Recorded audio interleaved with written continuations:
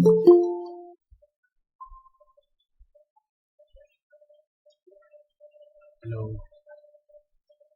Sorry बीच में light चला गया था, प्रॉब्लम हो गया था, वापस से ज्वाइन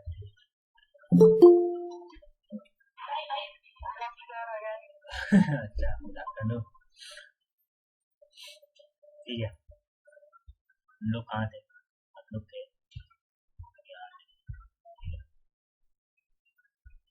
पीरियोडिक, हम लोग एक्चुअली कैरेक्टरिस्टिक्स कर रहे थे एफ ब्लॉक का।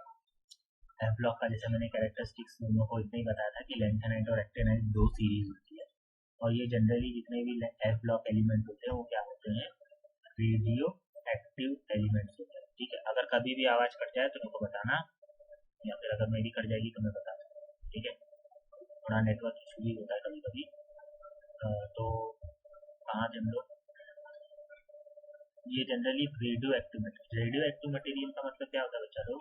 जिसके अंदर से ना इलेक्ट्रोमैग्नेटिक वेव्स निकलते हैं, जो अपने आप में टूटता जाए, विघटन होता जाए, तो उसको हम लोग बोलते हैं रेडियो एक्टिव मटेरियल। ठीक है, तो बहुत सारे ऐसे रेडियो एक्टिव मटेरियल होते हैं जो मतलब इनका यूज मतलब जो कोर है ना, इनर कोर, वो हमेशा टूटता रहता है। तो इसके लिए ये जितने भी एलिमेंट्स होते हैं जनरली एफ ब्लॉक के, वो मोस्ट ऑफ रेडियो एक्टिव होते हैं, क्योंकि इनके अंदर यूरेनियम से ज़्यादा हायर जो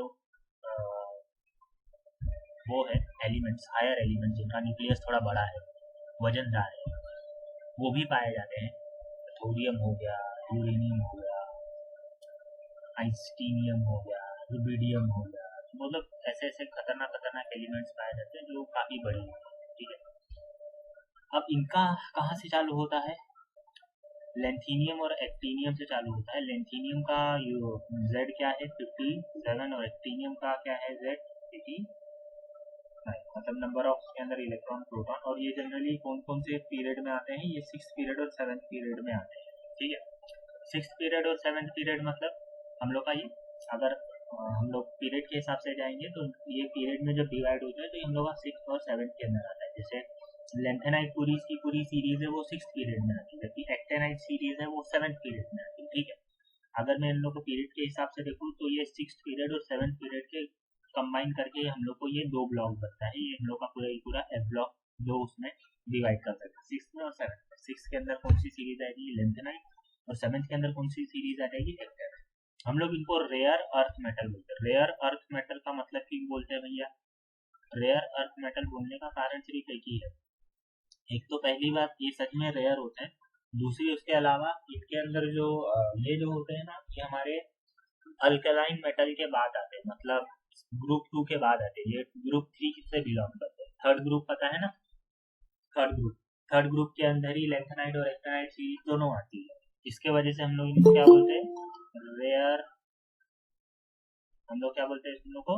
रेयर अर्थ मेटल्स बोलते हैं। ठीक है, अब रेयर अर्थ मेटल्स मतलब जो काफी मुश्किल से मिलते हैं, और ये सच बात है, काफी मुश्किल से मिलते हैं। इंडिया में तो यूरेनियम मिलता ही नहीं, इंडिया में थोरियम ही मिलता है। ठीक है, और अगर अगर हम लोग को यूरेनियम मिलता भी है तो वो हम लोग को यूजफुल नहीं होता है।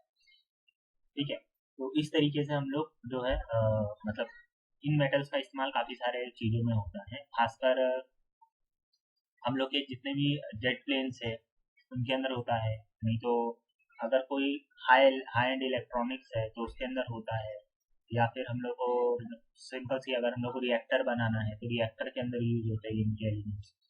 तो ग्रुप एफ ब्लॉक जो है काफ़ी इम्पोर्टेंट है एलिमेंट्स के लिए। और ये जो है, ये देखा जाए तो अगर किसी को न्यूक्लियर फिजिक्स पढ़ना है तो न्यूक्लियर फिजिक्स के लिए एफ ब्लॉक तो उसको पढ़ना ही पढ़ना है।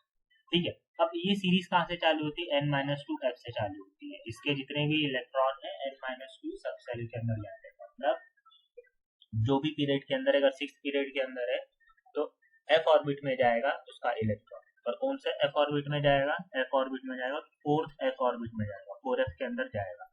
ठीक है, सब सेल जो है कैसे पता करते हैं? पीरियड का नॉर्मली प्रिंसिपल क्वांटम नंबर ये हम लोग का n। ठीक है, उसको माइनस करने का 2 से माइनस करेंगे तो हम लोग को पता चल जाएगा 4। तो 4th प्रिंसिपल क्वांटम नंबर के अंदर जो सब सेल रहेगा f का, उसके अंदर हमारा इलेक्ट्रॉन एंटर करेगा। किसमें? ऐसे ऐसे एलिमेंट जो कि हमारे पीरियड 6 से बिलोंग करते हैं वो। अगर पीरियड 7 रहेगा तो 7 माइनस 2 कितना होता है बताओ चलो, 5 है ना। वेरी गुड, तो 5 पे जाएगा, 5 के ब्लॉक में जाएगा, ठीक है। तो इस तरीके से इलेक्ट्रॉन एंटर होता है। अगर ये भी अभी भी तुम लोगों को डाउट है कि इलेक्ट्रॉन एंटर मतलब पीछे कैसे इलेक्ट्रॉन एंटर होता है, तो इतना याद रख लेना, वो सीरीज हम लोग की जो एनर्जी लेवल है वो चलते जाते हैं। एनर्जी लेवल जो होते हैं हर एक सेल के अंदर वो डिस्क्रीट होते हैं, ठीक है, कंटिन्यूस नहीं होते। तो जो डिस्क्रीट एनर्जी लेवल है वो तभी जाके फिल होते हैं जब पूरा होल एटम उस स्टेज तक पहुंच जाता है उस इलेक्ट्रॉन को लेने की। जब तक पूरा की पूरा मतलब बाहर के जो लोअर एनर्जी लेवल है वो नहीं भरेंगे ना, तब तक हायर एनर्जी लेवल इलेक्ट्रॉन नहीं जाएगा एटम, ठीक है। तो क्योंकि मैंने बताया था कि एफ जो है काफी एनर्जी लगती है, एफ के अंदर इलेक्ट्रॉन को अगर होना है तो वो एनर्जी कब मिलेगी, तो उस स्टेट पे मिलेगी, ठीक है। नहीं भी समझा तो कोई बात नहीं, सुशील सर जब तुम लोग चालू करेंगे वापस से तो वो समझाएंगे वो वाला पार्ट। वैसे तुम लोगों को सर ने वैसे भी बहुत कुछ समझा चुके हैं। हेलो, कुछ डाउट है विजेश बोल? नहीं डाउट है तो माइक बंद कर, ठीक है। Chloride of two metals have a common, ठीक है। हम लोग को अभी क्या है इसके अंदर एग्जांपल दिया हुआ है, दोनों की दोनों क्या होता है, कलरलेस होता है, पर इन लोग का जो रिएक्शन होता है काफी अच्छा होता है पीरियोडिक टेबल के अंदर, ठीक है। तो हम लोग को क्या बोलता है कि इनका रिएक्शन इतना खतरनाक क्यों होता है, ठीक है। क्लोरीन जो है मेटल जो है उनका रिएक्शन इतना खतरनाक क्यों होता है, ठीक है। तो उसका रिएक्शन खतरनाक होने का कारण क्या है, देखो क्लोरीन जो है किस टेबल से बिलोंग करता है, क्लोरीन जो बिलोंग करता है वो पी ब्लॉक एलिमेंट से पी ब्लॉक एलिमेंट के अंदर है ना। पी ब्लॉक का पी है वो ग्रुप का, और उसके अंदर भी कौन से ग्रुप का है, तो हेलाइड्स ग्रुप का है। हेलाइड ग्रुप मतलब कौन, क्लोरीन क्लोरीन ब्रोमीन आयोडीन, ठीक है। अब उस ब्लॉक की खास बात क्या है, वो ब्लॉक के जो एलिमेंट है ना वो जनरली रिएक्ट करते हैं किससे, एस ब्लॉक से, एक्स ब्लॉक एलिमेंट से रिएक्ट करते हैं, क्योंकि उनको एक इलेक्ट्रॉन की जरूरत होती है, ठीक है। बहुत सारे इलेक्ट्रॉन की जरूरत नहीं होती, तो इसके वजह से वो बहुत सारों से रिएक्ट नहीं करते। वो रिएक्ट किससे करते हैं, सिर्फ एस ब्लॉक वालों से, क्योंकि इनके पास एस ब्लॉक एलिमेंट के अंदर क्या होता है, जनरली आउटर मोस्ट ऑर्बिट में एक इलेक्ट्रॉन या 2 इलेक्ट्रॉन होता है। और क्लोरीन को कितना इलेक्ट्रॉन चाहिए, तो भाई उसको अगर अपना ऑक्टेट कंप्लीट करना है, उसको अपने आउटर ऑर्बिट कंप्लीट करना है, तो उसको हम लोग को सिर्फ और सिर्फ 2 इलेक्ट्रॉन चाहिए। तो इसकी वजह से वो एस ब्लॉक से नहीं तो डी ब्लॉक एलिमेंट से रिएक्ट कर लेता है, ठीक है। होना है ये थोड़ा लेट ही आता है। आगे चलते हैं, ठीक है, आगे चलते हैं, आगे देखते हैं क्या है हम लोग। अब उसके अंदर देखो जो ट्रांस मेटल है ना, ट्रांस मेटल के अंदर देखो सबसे ज्यादा एलिमेंट बियॉन्ड यूरेनियम है ना 92। इसके बाद के जो एलिमेंट होते हैं उसको हम लोग क्या बोलते हैं, ट्रांस यूरेनियम एलिमेंट। उनको हम लोग क्या बोलते हैं, ट्रांस यूरेनियम एलिमेंट। क्योंकि ट्रांस यूरेनियम एलिमेंट जितने भी जनरली क्या होते हैं, उनकी खास बात क्या होती है, वो मैनमेड है। मैनमेड समझ रहे हो, हमने बनाया, हमको यूरेनियम ही मिलता है, उसके बाद के जो भी एटम्स हम लोग के उसमें पीरियड में मौजूद है वो सबकी सब transuranium atom. Transuranium atom का मतलब वो जनरली रेडियो एक्टिव होते हैं नेचर, ठीक है। और रेडियो एक्टिव होने की वजह से क्या हो जाता है, वो काफी वो है कॉम्प्लिकेटेड है, ठीक है। रेडियो एक्टिव होने की वजह से वो काफी खतरनाक भी है, क्योंकि रेडियो एक्टिविटी सही तो होती नहीं है हमारे इंसानों के लिए या फिर एनवायरनमेंट के लिए। रेडियो एक्टिविटी सही नहीं है, रेडिएशन से बहुत सारी खतरनाक चीजें होती है, ठीक है। तो उनको हम लोग ट्रांस यूरेनियम एटम बोलते हैं। अभी हम लोग जाते हैं ट्रेंड। ट्रेंड का मतलब क्या होता है, ऐसी चीजें जो हम लोग ने देखी हुई है पीरियोडिक टेबल के अंदर। ये तुम लोग ने 8th 9th 10th में भी पढ़ा होगा कि एटॉमिक प्रॉपर्टी किस तरीके से बदलती जाती है, डेंसिटी किस तरीके से बदलती जाती है अक्रॉस द पीरियड, ऊपर से जब नीचे जाते हैं तो उनमें क्या क्या चेंजेस आते हैं, ठीक है। तो वो सब पीरियोडिक प्रॉपर्टी क्यों बदलती रहती है, उनका कारण क्या क्या है, ठीक है। इसमें हम लोग सिर्फ और सिर्फ वो देखने वाले हैं, पीरियोडिक प्रॉपर्टी मतलब प्रॉपर्टी किस तरीके से समय मतलब एलिमेंट के प्लेस के हिसाब से, पीरियोडिक टेबल में प्लेस के हिसाब से किस तरीके से वेरी करती है। अब original structure of periodic table हम लोग का कैसा था, काफी अलग था, ठीक है, उसमें कंटिन्यूटी थी। पर अभी का जो पीरियोडिक टेबल है वो काफी अलग है। तो हम लोग को जो वेरिएशन होता है ना, वो काफी ज्यादा दिखाई देता है हमारे पीरियोडिक टेबल के अंदर, क्योंकि ये हम लोग का किसके ऊपर बना है, क्वांटम मैकेनिकल मॉडल के ऊपर बना है। हम लोग का ये जो पूरा की पूरा पीरियोडिक टेबल किससे बना है, क्वांटम मैकेनिकल मॉडल के ऊपर बना है, और उसी की वजह से हम लोग को पीरियोडिक ट्रेंड देखने मिलता है। अब पीरियोडिक ट्रेंड हम लोग का कौन सा होता है, सबसे इंपॉर्टेंट पीरियोडिक ट्रेंड, देखो पीरियोडिक ट्रेंड बच्चा बहुत सारे, हम लोग n number of periodic trend निकाल सकते हो, पर कुछ कुछ जो पीरियोडिक ट्रेंड इसमें दिए हुए हैं वो जरा याद रखना, ठीक है। अब पीरियोडिक ट्रेंड में सबसे पहले क्या आता है, फिजिकल प्रॉपर्टी और उसकी केमिकल प्रॉपर्टी क्या है, एलिमेंट की फिजिकल प्रॉपर्टी और केमिकल प्रॉपर्टी किस तरीके से बदलती है हमारी स्टार्टिंग के ट्रेंड से लेकर यहाँ से लेकर वहां तक, ठीक है। और उसका जब सबसे इंपॉर्टेंट क्या है, फैक्टर कौन कौन से है, कौन कौन से फैक्टर है जो उस प्रॉपर्टी को अफेक्ट करते हैं। देखो अगर मेरे को कोई एलिमेंट का मेल्टिंग पॉइंट बॉइलिंग पॉइंट बदलता हुआ दिख रहा है, ठीक है, तो मुझे पता तो चलेगा कि भाई मेल्टिंग पॉइंट और बॉइलिंग पॉइंट क्यों बदल रहा है। कोई भी चीज गर्म होने के लिए कितना समय लेगी, ये कैसे पता चलता है, तो सिर्फ और सिर्फ वो चीज कितनी बड़ी है या छोटी है, ठीक है। अगर तुम लोग एक एग्जांपल ले लो, कभी घर पे हुआ तो ये करके देखना, अगर तुम्हारे पास अवेलेबल हुआ, कांच की गोली लेना ढेर सारी, और 3-4 कांच की गोली को गर्म करके देखना, गोले को मतलब गोटियां जो आती है ना उनको गर्म करके देखना, और कुछ बड़ी कांच की गोटी लेना, एक छोटी वाली लेना और बड़ी वाली लेना, और दोनों को गर्म करने के लिए ज्यादा ऐसा नहीं, मोमबत्ती पे ही तुम लोग गर्म भी कर लो चलेगा। तो गर्म कर होने के लिए छोटी वाली को कितना टाइम लगता है वो नोट करना, और अगर कोई बड़ी गोटी रहेगी उसको गर्म होने के लिए कितना टाइम लगेगा वो नोट करना। तुम लोग को पता चलेगा जो जिसकी साइज बड़ी रहेगी ना उसको गर्म होने के लिए समय ज्यादा लगेगा, ठीक है। तो इससे तुमको इस एक्सपेरिमेंट को अगर तुम लोग कंडक्ट करोगे तो तुमको ऐसा रिजल्ट मिलेगा, जो जो हमारे पास ऐसी गोटी थी कांच की जो बड़ी थी उसको हीट होने के लिए ज्यादा टाइम लगा, और ज्यादा टेम्परेचर भी उसको लगता है लेना पड़ा, तब जाके वो हीट हुई। जबकि जो छोटी छोटी गोटी थी जो स्मॉल थी उनको हीट होने के लिए ज्यादा टाइम नहीं लगा, तो वो हीट भी जल्दी हो जाए और ज्यादा हीट हो, ठीक है। इससे क्या पता चलता है, जो भी फिजिकल प्रॉपर्टी है जैसे मेल्टिंग पॉइंट या बॉइलिंग पॉइंट वो डिपेंड करता है एटम की साइज और उसके डायमेंशन पर। अब हमको पता है क्योंकि हमने क्वांटम के हिसाब से वो बनाया है पूरा की पूरा पीरियोडिक टेबल, तो क्वांटम मैकेनिक्स हमको क्या एक्सप्लेन करता है कि एटम का स्ट्रक्चर शेप साइज कितना और कैसा होगा, है ना।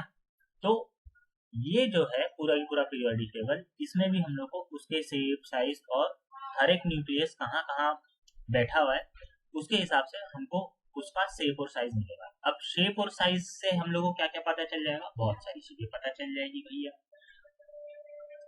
वो इलेक्ट्रोनेगेटिव क्यों है, इलेक्ट्रो पॉजिटिव क्यों है, उसके अंदर कौन कौन सी फोर्सेस है जो ज्यादा अच्छी है, कौन सी फोर्सेस अच्छी नहीं है, ठीक है। मतलब उसकी अट्रैक्टिव फोर्सेस कौन कौन सी है, अट्रैक्टिव और रिपल्सिव फोर्सेस उसके अंदर कौन कौन सी है जो कि एक साथ एक्ट कर रही है हमारे एटम के ऊपर, ठीक है। और उसका इफेक्टिव न्यूक्लियर चार्ज क्या है, ठीक है। ये सब हम लोग को पता चलेगा, और उसके अलावा स्क्रीनिंग इफेक्ट क्या होता है हम लोग को वो भी पता चलेगा।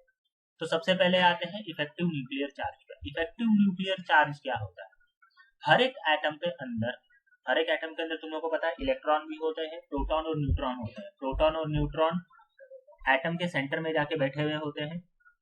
प्रोटॉन पॉजिटिवली चार्ज होता है, इलेक्ट्रॉन नेगेटिवली चार्ज होता है। इलेक्ट्रॉन रिवॉल्व कर रहा है किसके अराउंड, न्यूक्लियस के अराउंड। न्यूक्लियस के अंदर प्रोटॉन और न्यूट्रॉन दोनों है। न्यूट्रॉन न्यूट्रल है, इसके लिए उनका कोई चार्ज नहीं है। प्रोटॉन पॉजिटिव है, इसके लिए उनका चार्ज है। अब नंबर ऑफ इलेक्ट्रॉन जो है, अगर मैं बाहरी समझ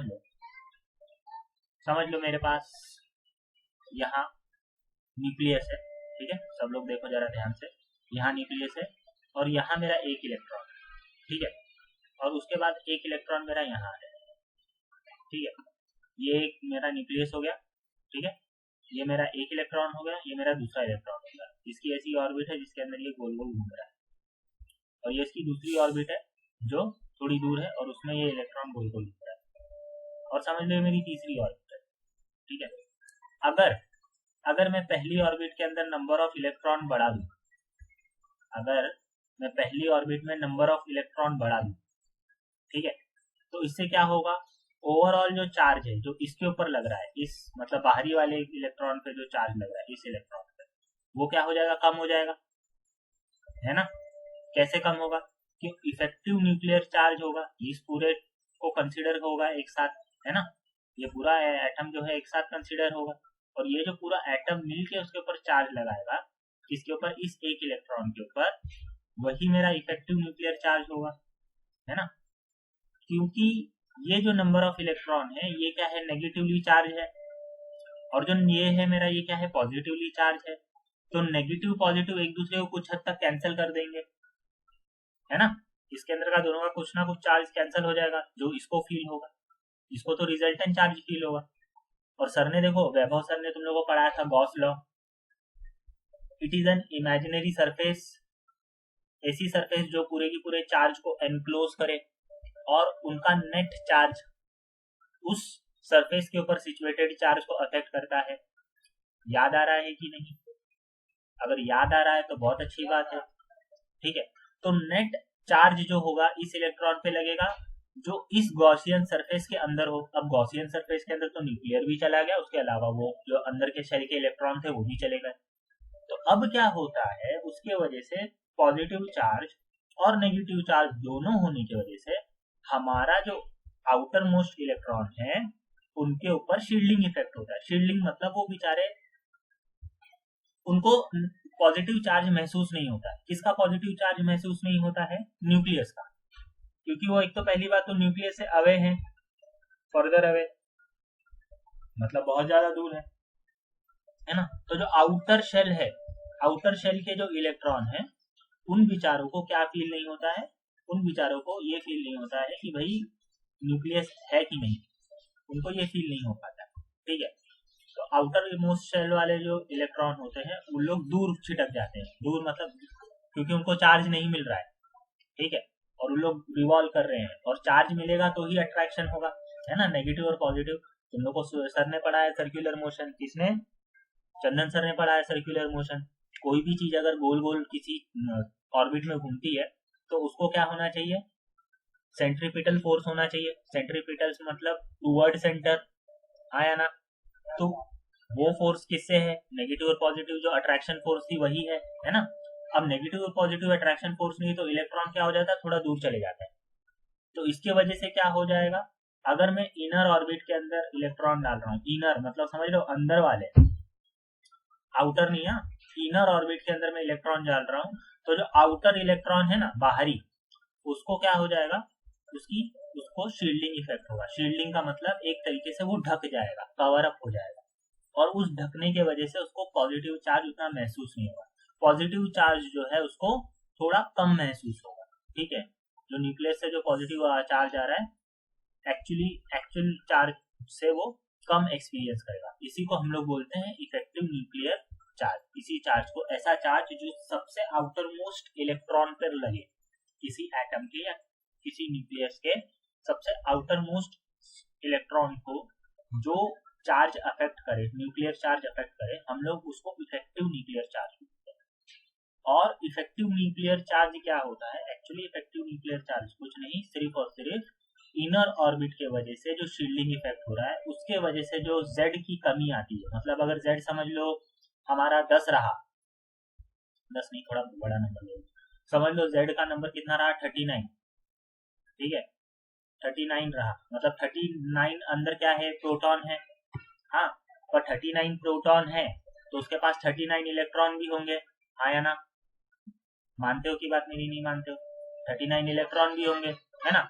अब वो जो 39 इलेक्ट्रॉन है तो प्रोटॉन के अंदर तो चले जाएंगे 39 प्रोटॉन, और प्रोटॉन जो है वो तो न्यूक्लियस के साथ रहेगा, ठीक है, और उसके साथ अलावा क्या हो जाएगा, 38 जो इलेक्ट्रॉन है वो भी रहेगा, और जो आउटर मोस्ट इलेक्ट्रॉन है वो बेचारा एक अलग, ठीक है। तो जो आउटर मोस्ट इलेक्ट्रॉन है वो तो छूट जाएगा, मतलब देखा जाए तो उसके ऊपर जो चार्ज आएगा वो इन दोनों का आएगा मिला के, 39 प्रोटॉन और 38 इलेक्ट्रॉन का मिला के उसके ऊपर चार्ज आएगा, क्योंकि वो सबसे बाहरी कक्ष में है है ना। जो 39th इलेक्ट्रॉन होगा ये वाला, ये जो मैंने इलेक्ट्रॉन ड्रॉ किया ये 39th इलेक्ट्रॉन है, आखिरी वाला इलेक्ट्रॉन। ठीक है, आखिरी वाले इलेक्ट्रॉन के ऊपर तो कौन सा चार्ज आएगा, वो वाला चार्ज आएगा जो कंबाइन चार्ज होगा 39 से लेके 38 तक का। उन कंबाइन चार्ज का इफेक्ट जो है उस बेचारे 29वें जो 39वें इलेक्ट्रॉन है उसके ऊपर पड़ेगा। तो 39th जो इलेक्ट्रॉन होगा उसके ऊपर तो चार्ज बहुत कम पड़ेगा Z का, जबकि जो सबसे फर्स्ट इलेक्ट्रॉन होगा, जो सबसे फर्स्ट ऑर्बिट में बैठा होगा, उसको सबसे ज्यादा चार्ज महसूस होगा, क्योंकि उसके ऊपर सिर्फ और सिर्फ न्यूक्लियस 39 प्रोटॉन का चार्ज पड़ेगा उसके ऊपर, तो वो काफी टाइटली बॉन्ड हो जाएगा।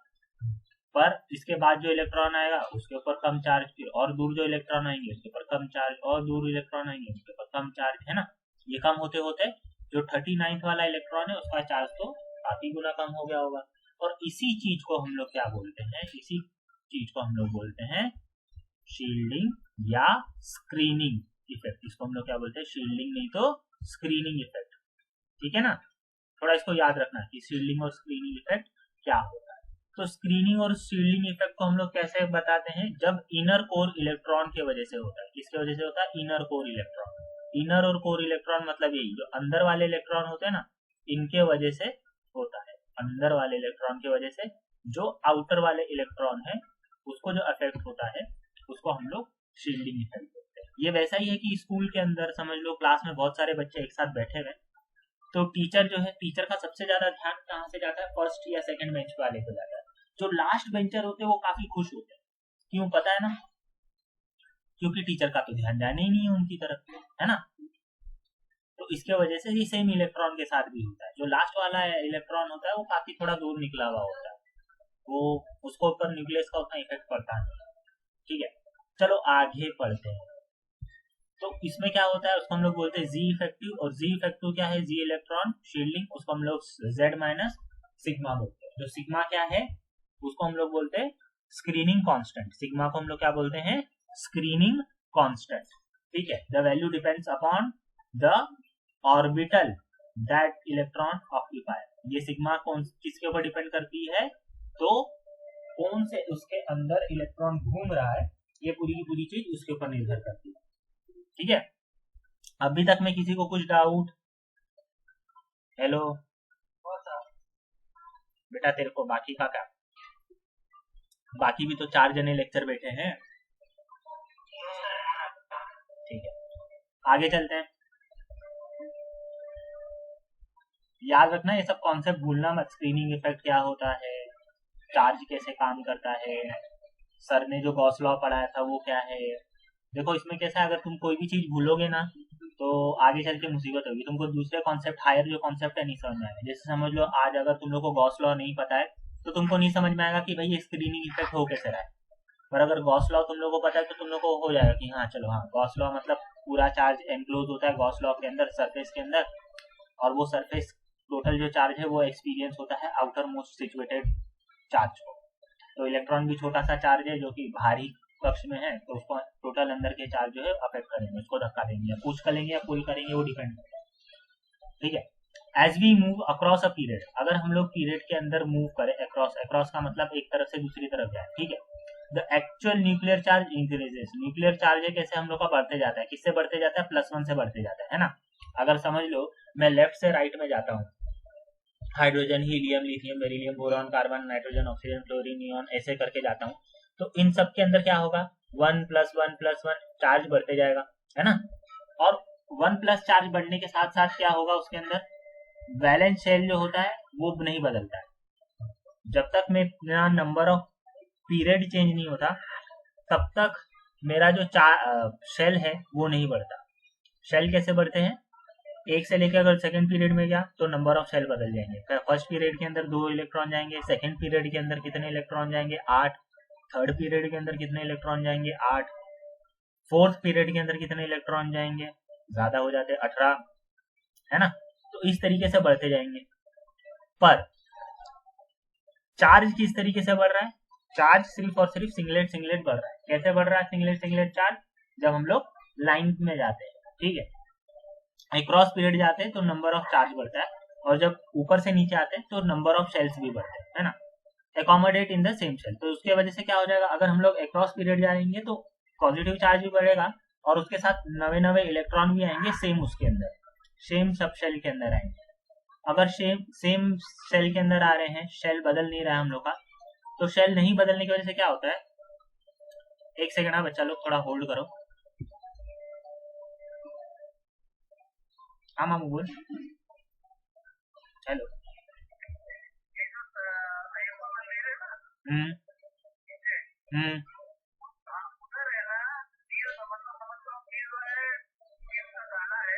हम्म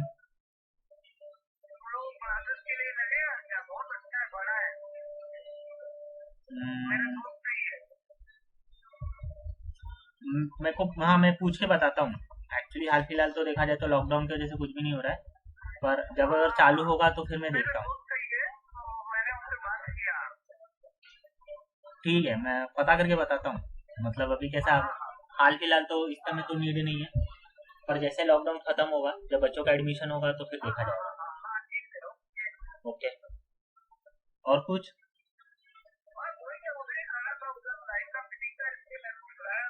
हम्म। हाँ हाँ ठीक है, चलेगा चलेगा, कोई बात नहीं। ओके।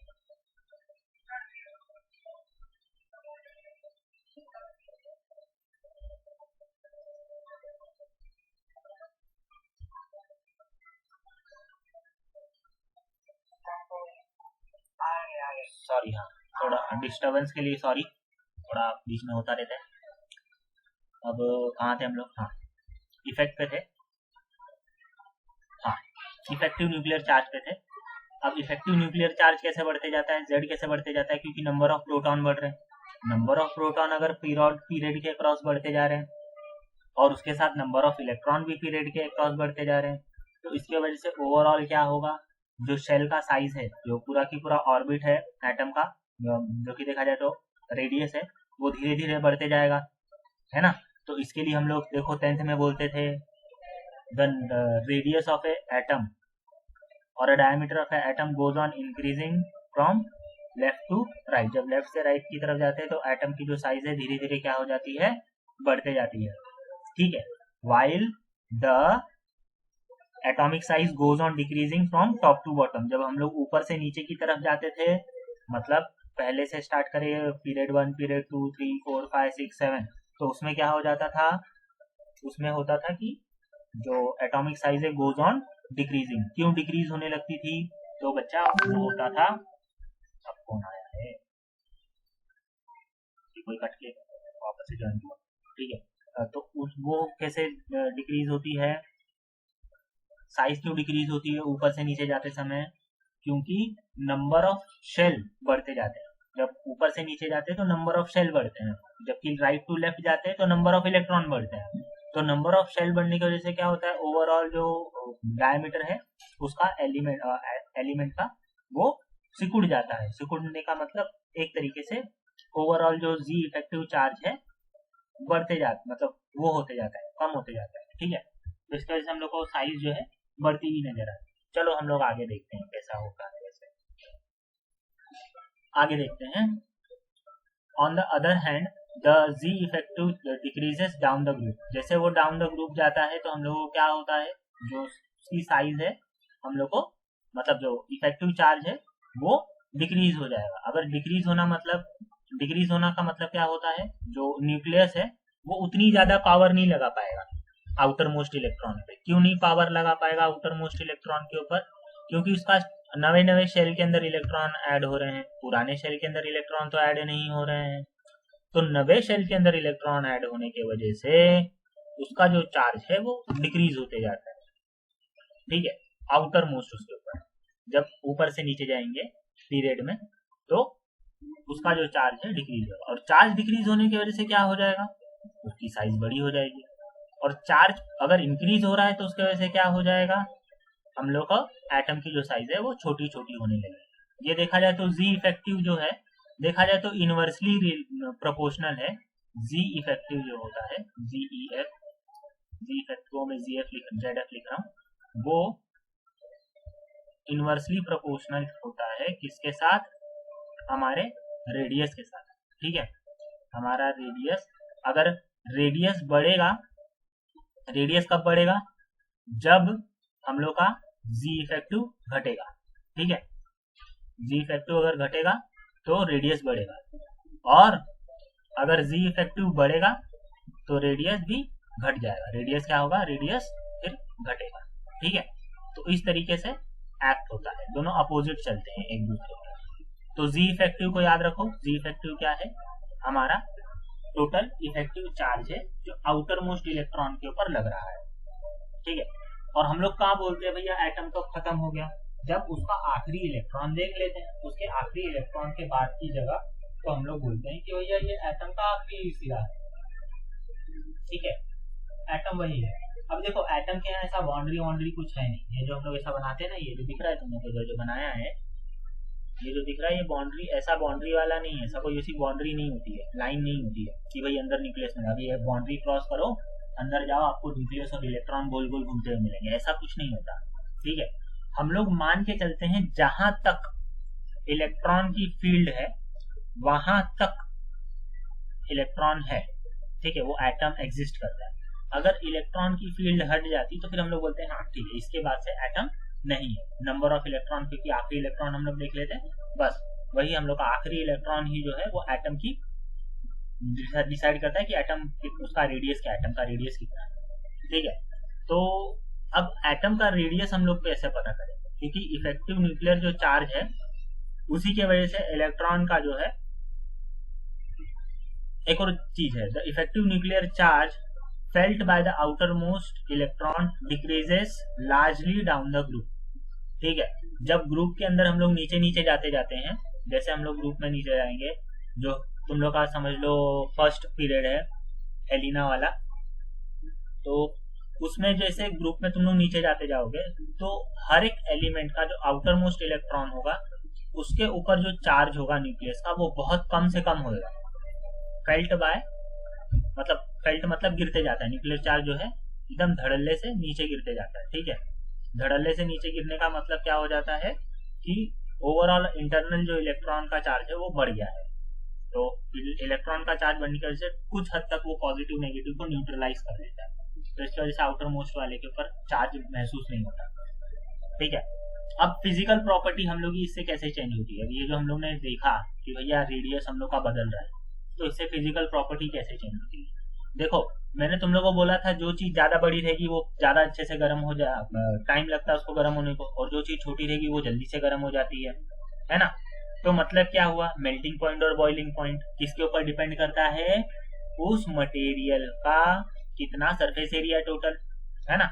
सरफेस एरिया ज्यादा रहेगा तो जल्दी गर्म हो जाएगा, सरफेस एरिया अगर कम रहेगा तो बहुत समय लगेगा गर्म होने के लिए, ठीक है। तो अगर एलिमेंट बहुत छोटा है, मटेरियल बहुत छोटा है, तो उसका मेल्टिंग पॉइंट बहुत लो होगा।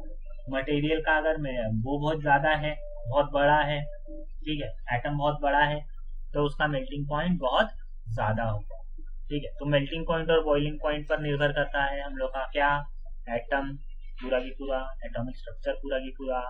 तो इस तरीके से हम लोग को समझ में आता है। तो मेल्टिंग पॉइंट, बॉइलिंग पॉइंट, यहाँ तक कि उसकी डेंसिटी मतलब समझते हो ना, उसकी घनत्व। अगर कोई चीज बहुत छोटी छोटी है तो एक साथ बहुत जगह एडजस्ट हो जाएगी। फॉर एग्जाम्पल हम लोग केजी के बच्चे लोग को एक रूम के अंदर कम से कम एक समझ लो 10 बाय 15 का रूम है, ठीक है, उसके अंदर मैं 50 केजी के बच्चे जो है घुसा सकता हूँ, बैठा सकता हूँ। पर 10 बाय 15 के रूम के अंदर अगर मैं कॉलेज स्टूडेंट को बैठाऊं तो क्या हो सकता है, क्या 10-15 आएंगे क्या, बताओ तुम लोग। हेलो, सो रहे हो क्या? 10-15 तो आएंगे, 50 भी आएंगे।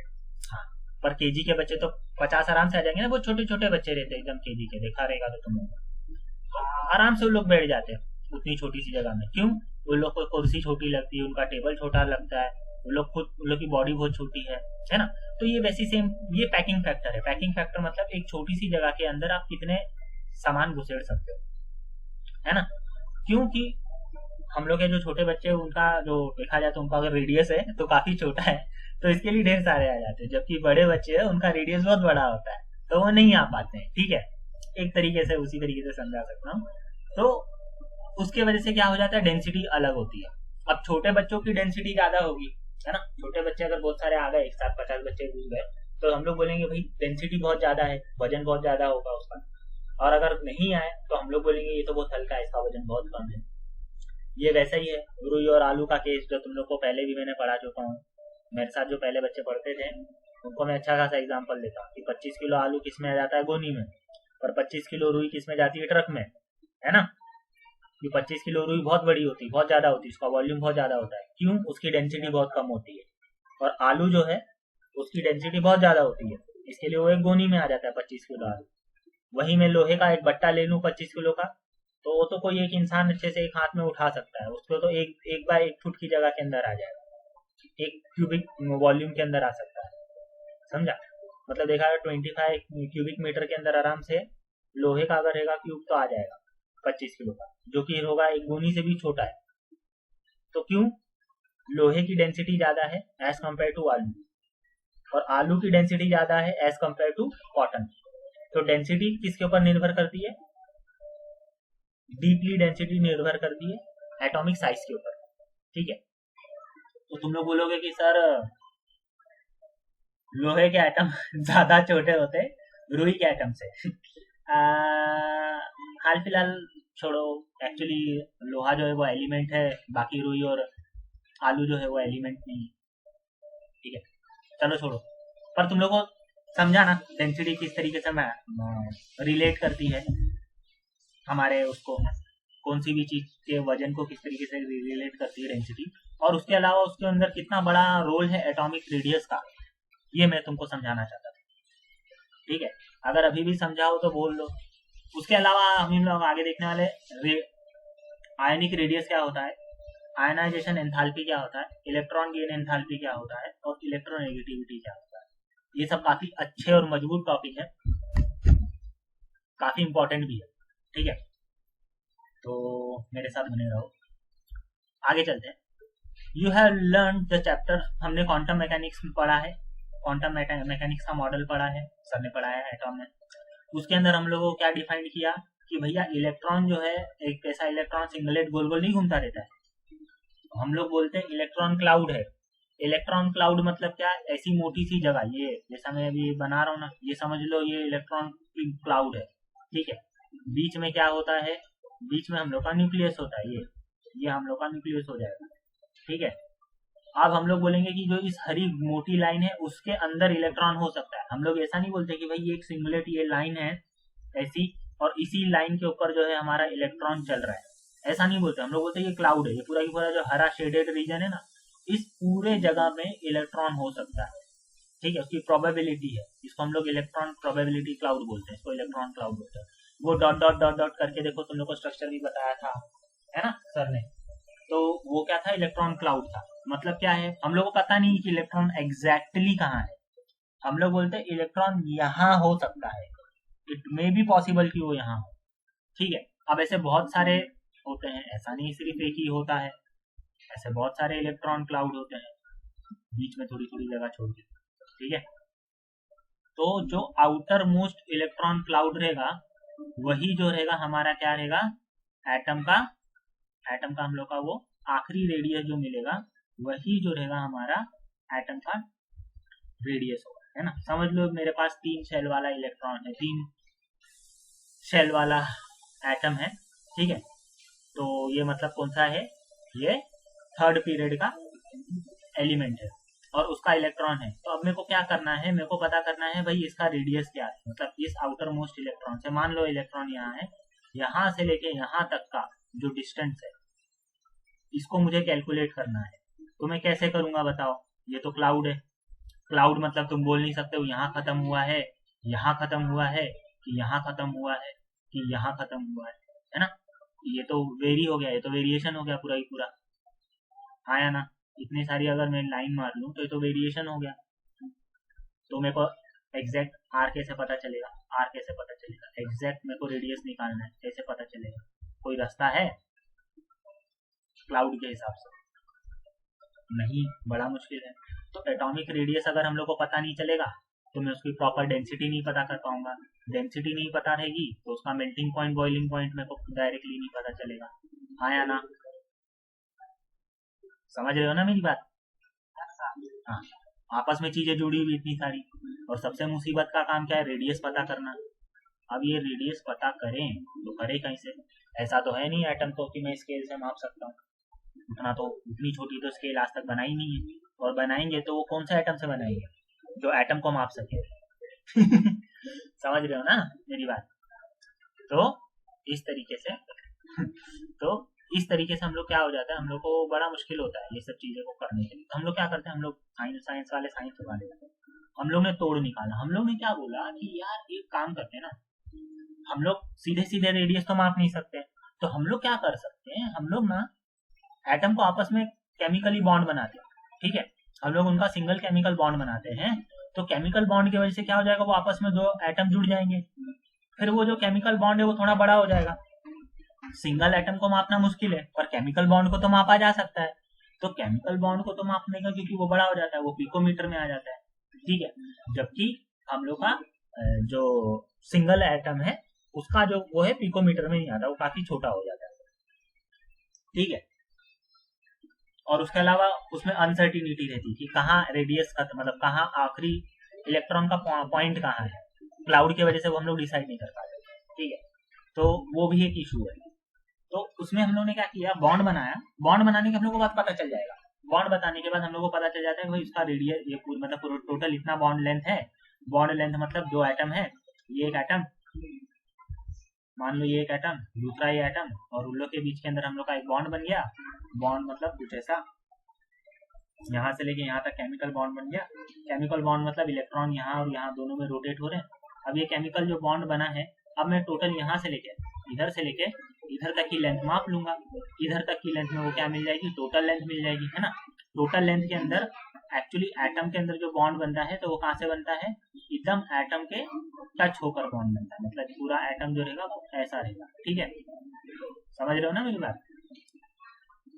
जो एटम होता है आउटर मोस्ट वाला जो चीज है वो टच होती है, ठीक है। तो हम लोग को उन लोग का दोनों का रेडियस मिल जाएगा। अगर मैं उसको डिवाइड बाय 2 कर दूँ, उसको मैं क्या कर दूँ, डिवाइड बाय हाफ कर दूँ, या फिर उस पूरे लेंथ का मैं हाफ निकाल लूँ तो मुझे बॉन्ड पता चल जाएगा। तो हम लोग क्या करते थे, हम लोग ने बोला ठीक है, हम लोग ना छोड़ देते किसको, हम लोग बोलते हैं नोबल गैस जाए बाहर में, नोबल गैस हम लोग नहीं पता करेंगे, उसका एटॉमिक रेडियस हम लोग नहीं पता करेंगे। हम लोग पता करेंगे सिर्फ और सिर्फ ऐसे एलिमेंट का जो बॉन्ड बना सकते, जो सिंगल बॉन्ड बना सकते। तो हम लोग ने क्या किया, हम लोग ने कार्बन लिया, कार्बन का सिंगल बॉन्ड देखा, सिंगल बॉन्ड हम लोग ने कार्बन का किस में देखा, तो हम लोग ने डायमंड में देखा, क्योंकि कार्बन कार्बन बॉन्ड किस में मिलेगा आपको, डायमंड में मिलेगा। डायमंड क्या है, एलोट्रॉप है, एलोट्रॉप है, किसका एलोट्रॉप है, डायमंड का, है ना। तो हम लोग को डायमंड में हम लोग ने देखा तो हम लोग को पता चला कि उसका बॉन्ड लेंथ आती है 154 पीएम। पीएम क्या है, पीकोमीटर। पीएम क्या है, पीकोमीटर। पीकोमीटर क्या होता है, वो 10⁻⁻12 मीटर होता है। कितना होता है, 10⁻⁻12, मतलब 1 मीटर का 1 ट्रिलियनथवा हिस्सा। ट्रिलियंथ, मिलियंथ भी नहीं है, ट्रिलियन। भारत की इकोनॉमी क्या है अभी तक, $2 ट्रिलियन की इकोनॉमी है, मतलब भारत की इकोनॉमी का आधा 1 ट्रिलियन, उतना समझ लो। उसमें कितने जीरो होते हैं, 12 जीरो होते हैं, मतलब शून्य के बाद कितने जीरो दोगे आप, तो पूरे 11 शून्य के बाद कोई एक अंक आता है तो एक पिकोमीटर होता है। सोचो कितना छोटा होता है, सोच सकते हो। एक कोशिका से भी 10 से 20 हजार गुना छोटा, हजार नहीं एक्चुअली लाख गुना होना चाहिए, उतना छोटी चीज होती है, ठीक है। वो होता है एक एटम। अब वो हम लोग को मिल गया, वो उतना मिलने के बाद क्या हुआ, अब हमने उसका हाफ कर दिया, उसका हाफ होता है 77, जिससे हम लोग को पता चल गया कि कार्बन का रेडियस कितना होता है, 77 पिकोमीटर। वही सही हमने क्लोरीन का किया, Cl2 मॉलिक्यूल ले लिया, Cl2 मॉलिक्यूल का कितना होता है 198, ठीक है 198 हो गया। तो Cl का कितना होगा, Cl का होगा उसका हाफ 99, है ना। फिर उसके बाद आ जाओ, ये देखो इधर ब्रोमीन एटम का किया, ब्रोमीन एटम का आपको पूरा ड्रॉ करके बताया, ये ब्रोमीन एटम है, यहाँ से लेके यहाँ एक बॉन्ड बन रहा है ना। बॉन्ड लेंथ क्या है उसकी 224 पिकोमीटर, उसको डिवाइड कर दिया बाय 2 से, कितना है 112 पिकोमीटर। तो 112 पिकोमीटर क्या है, ये हम लोग का इसका रेडियस है ना। मतलब आउटर मोस्ट इलेक्ट्रॉन इधर तक जा सकता है, किधर तक जा सकता है, 112 पिकोमीटर तक जा सकता है ना। अब हम लोगों को क्या था इसके अंदर एक इशू कि भाई क्लोरीन एटम अगर कोई चीज ऐसा आसपास एक के दूसरे के अंदर जाए, ठीक है, जैसा इधर हो रहा है, देखो ब्रोमीन के अंदर हो रहा है टच, ब्रोमीन ब्रोमीन एक दूसरे के अंदर जा नहीं रहे, वो एक दूसरे की बाउंड्री को क्रॉस नहीं कर रहे, पर क्लोरीन जो है एक दूसरे की बाउंड्री को क्रॉस कर रहा है। तो इसके वजह से क्या हो जाएगा, हमारा जो रेडियस है वो बिगड़ जाएगा, हम लोग का जो रेडियस है वो एग्जैक्ट नहीं आएगा। तो इसके वजह से हम लोग ने बाद में चलकर काफी अलग अलग तरीके से हम लोग ने इसको एग्जैक्ट रेडियस कैलकुलेट किया, पर ये एक तरीके का एस्टिमेट था कि हम लोग को एक एटॉमिक रेडियस का एस्टिमेशन मिल जाता था जिसके लिए मेटल्स और नॉन मेटल्स के, ठीक है। तो इस तरीके से हम लोग पता लगाते थे। देखो आगे आकर हम लोग ने काफी सारी चीजें और डिस्कवर की जिसके वजह से हम लोग एग्जैक्ट रेडियस निकाल सकते हैं, ठीक है। अभी अभी जो तुम्हारी बुक में मिलेगा लिखा हुआ वो एग्जैक्ट रेडियस है, वो अप्रोक्सीमेशन नहीं है, हमने एग्जैक्ट रेडियस कैलकुलेट किया। और अगर तुम लोग हायर एजुकेशन में जाओगे तो तुम खुद से ही मतलब इसका वो खुद से कैलकुलेट कर सकते, ठीक है। आगे चलते हैं। इसमें वही बोल रहा है, the atomic radius is half of the intermolecular distance between the two adjacent atom. ये वही बता रहा है जो मैंने बता चुका हूँ कि जो हम लोग एटम को आपस में बॉन्ड बना लेते हैं और बॉन्ड बनाने के बाद उस बॉन्ड का हम लोग क्या कर लेते हैं, डिवाइड बाय हाफ कर लेते हैं। हाफ का मतलब डिवाइड बाय 2 ही होता है for metal and non metal. तो हम लोग को क्या मिल जाता है, एक रेडियस, एटम का रेडियस मिल जाता है। क्या मिल जाता है, एटम का रेडियस मिल जाता है। ओके ओके, आगे चलते हैं। Atomic radius is estimated in terms of electron density, ठीक है, सरफेस विच एनक्लोजेस टिपिकली 95% और more which is arbitrary of electron density, ठीक है। जनरली हम लोग क्या देखते हैं, हम लोग एटॉमिक रेडियस जो है पता कर लेते हैं, आर्बिटरी एटॉमिक रेडियस पता कर लेते हैं। तो उसके वजह से हम लोग को देखो एटॉमिक रेडियस का एक अच्छा खासा हम लोग को इधर टेबल मिला हुआ है, अलग अलग एटॉमिक रेडियस होते हैं, ठीक है। हर एटम का रेडियस अलग होता है। और इधर देखो फर्स्ट सेकेंड पीरियड का दिया हुआ है। सेकेंड पीरियड मतलब वही हम लोग का लेंथ लिथियम वाला, lithium beryllium boron carbon nitrogen oxygen fluorine वाला, ठीक है। तो लिथियम, ये बेरिलियम, ये बोरॉन, ये कार्बन, ठीक है, ये नाइट्रोजन, ये ऑक्सीजन और ये फ्लोरीन, ठीक है। तो ये वाले ग्रुप के अंदर अब किस तरीके से एटॉमिक रेडियस बदल रहा है उसको देखना। देखो लिथियम का जिसके अंदर मात्र 3 इलेक्ट्रॉन है उसका रेडियस कितना है, 152। बेरिलियम जिसके अंदर 4 इलेक्ट्रॉन है उसका रेडियस कितना है, 111। बोरॉन जिसके अंदर 5 इलेक्ट्रॉन है उसका कितना है रेडियस, 88। कार्बन जिसके अंदर लगभग 6 इलेक्ट्रॉन है उसका कितने हैं, 77। Nitrogen 74, oxygen 66, fluorine 64। अभी तुम लोग ध्यान से देखो तो एटॉमिक रेडियस क्या हो रहा है, goes on decreasing. Atomic radius मेरा क्या होते जा रहा है, छोटा होते जा रहा है, कॉन्ट्रैक्ट होते जा रहा है, सिकुड़ता जा रहा है। क्यों सिकुड़ता जा रहा है भैया, क्योंकि जितने भी इलेक्ट्रॉन है वो सिर्फ और सिर्फ एक ही पीरियड के अंदर जा रहे हैं, मतलब पीरियड 2, मतलब एक ही शेल। कौन सा शेल, पी और एस, है ना। सेकेंड पीरियड में क्या है, पी और एस ही तो है, पी और एस के अंदर इलेक्ट्रॉन जा रहे हैं। क्योंकि पहले क्या था, लिथियम आयन के अंदर क्या था, लिथियम के अंदर क्या था कि सिर्फ और सिर्फ 3 इलेक्ट्रॉन है, ठीक है। 2 इलेक्ट्रॉन एस ऑर्बिट में है, 1 इलेक्ट्रॉन किसमें, पी ऑर्बिट में है। तो इसकी वजह से इसका डायमीटर जो था काफी बड़ा था। बेरिलियम उसका भी डायमीटर छोटा हुआ, थोड़ा कम क्यों हुआ, क्यों, एक और इलेक्ट्रॉन आ गया। तो क्या हो गया, जो ओवरऑल है उसकी जो वॉल्यूम है वो कम हो गई, ठीक है, क्योंकि एक और इलेक्ट्रॉन आ गया उधर, ठीक है। फिर उसके बाद और थोड़ा सा रेडियस कम हो गया, फिर और रेडियस कम हो गया, फिर और रेडियस कम हो गया। तो रेडियस क्या हो रहा है एटम का, धीरे धीरे कम होते जा रहा है। ओके, तो इस तरीके से जो हम लोग का एटॉमिक रेडियस है वो कम होता है। वैसे ही आगे देखते हैं। तो इसके लिए हम लोग की जो एटॉमिक साइज है ना, गोज ऑन डिक्रीजिंग। फ्रॉम कहाँ से, हम लोग के लेफ्ट से जब हम लोग राइट की तरफ जाते हैं तो atomic size goes on decreasing, atomic जो साइज है हमारी गोज ऑन डिक्रीजिंग। बट हम लोग टॉप से बॉटम की तरफ, ये टॉप है ये नीचे बॉटम है, ठीक है, टॉप से बॉटम की तरफ जाते हैं तो atomic size goes on increasing. देखो एटॉमिक साइज इंक्रीज हो रही है, इधर सीजियम की देखो कितनी है 262 और इधर लिथियम की कितनी है 152। तो एटॉमिक साइज क्या हुई, बढ़ गई। समझ में आ रहा है ना? ठीक, तो एटॉमिक साइज बढ़ रही है इधर, ध्यान से देखो। तो एटॉमिक साइज बढ़ती जा रही है, कैसे बढ़ते जा रही है, मैंने बताया था स्क्रीनिंग इफेक्ट। स्क्रीनिंग इफेक्ट ही कारण है एटॉमिक साइज बढ़ने का। उसके अलावा जो आउटर शेल है, हर एक बार शेल ऐड होते जा रहा है। इसमें थर्ड शेल ऐड हुआ है ना, इसमें फोर्थ शेल ऐड हो गया, इसमें फिफ्थ शेल ऐड हो गया, इसमें सिक्स्थ शेल ऐड हो गया। अब शेल बढ़ते जा रहा है तो एटॉमिक साइज बढ़ेगा। एटॉमिक साइज बढ़ेगा, आपको दिखेगा कि भैया एटम बढ़ रहा है, बड़ा होते जा रहा है, मोटा होते जा रहा है। ठीक है, समझ में आ रही है ना? किसी को कुछ पूछना है तो पूछो, ऐसा आपस में कुछ पूछा के कुछ मतलब नहीं है। ठीक है, समझ में आ रहा है? सिंपल है, कुछ खास इसमें है नहीं हाल फिलहाल। मतलब जहाँ तक तुम लोग को पहले ये पढ़ चुके हो तुम लोग, एटॉमिक साइज कैसे बढ़ती जाती है, कम कैसे होती जाती है। हाँ, इधर सिर्फ तुम लोग ये पढ़ रहे हो कि what is the cause behind, reason क्या है बढ़ने या कम होने, है ना?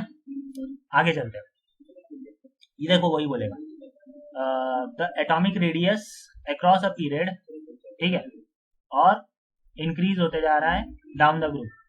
ठीक है, क्या होता है, greater the effective nuclear charge, जैसे हम लोग का इफेक्टिव न्यूक्लियर चार्ज होता है, stronger the attraction of nucleus, उसके वजह से न्यूक्लियस और आउटर मोस्ट इलेक्ट्रॉन का अट्रैक्शन जो है बढ़ते जाता है। उसके वजह से स्मॉलर द एटॉमिक रेडियस, देखो ये इंपॉर्टेंट चीज है, इसको मार्क कर लो इंपॉर्टेंट। और इसको ना अगर बुक में है अभी तुम्हारे पास तो कृपया कर यहाँ से लेके ग्रेटर से लेके यहाँ तक की लाइन को इंपॉर्टेंट घोषित करो। ये हमारा क्या है, फर्स्ट ट्रेंड है। ये क्या है, हमारा फर्स्ट ट्रेंड मिल गया है हम लोग को। ट्रेंड मतलब पीरियोडिक टेबल के अंदर हम लोग को जो बहुत सारे ट्रेंड देखने मिलते हैं उनमें से एक ट्रेंड है। क्या ट्रेंड है, the greater the effective nuclear charge stronger the attraction of a nuclear charge for the outer electron, smaller the atomic radius. ठीक है, as we move across a period, जैसे हम लोग पीरियड के लेफ्ट से राइट में जाते हैं, the atomic size goes on, क्या होगा, डिक्रीजिंग। क्या होगा, डिक्रीजिंग। क्यों डिक्रीजिंग होगा, क्योंकि हम लोग के एटॉमिक रेडियस जो है दिन पर दिन छोटा होते जा रहा है। अगर एटॉमिक रेडियस छोटा हो गया तो क्या होगा, एटॉमिक साइज कम होते जाएगा। आया ना? ठीक है, दूसरा हम लोग इसमें से ट्रेंड निकालेंगे। दूसरा ट्रेंड क्या होगा, from top to bottom.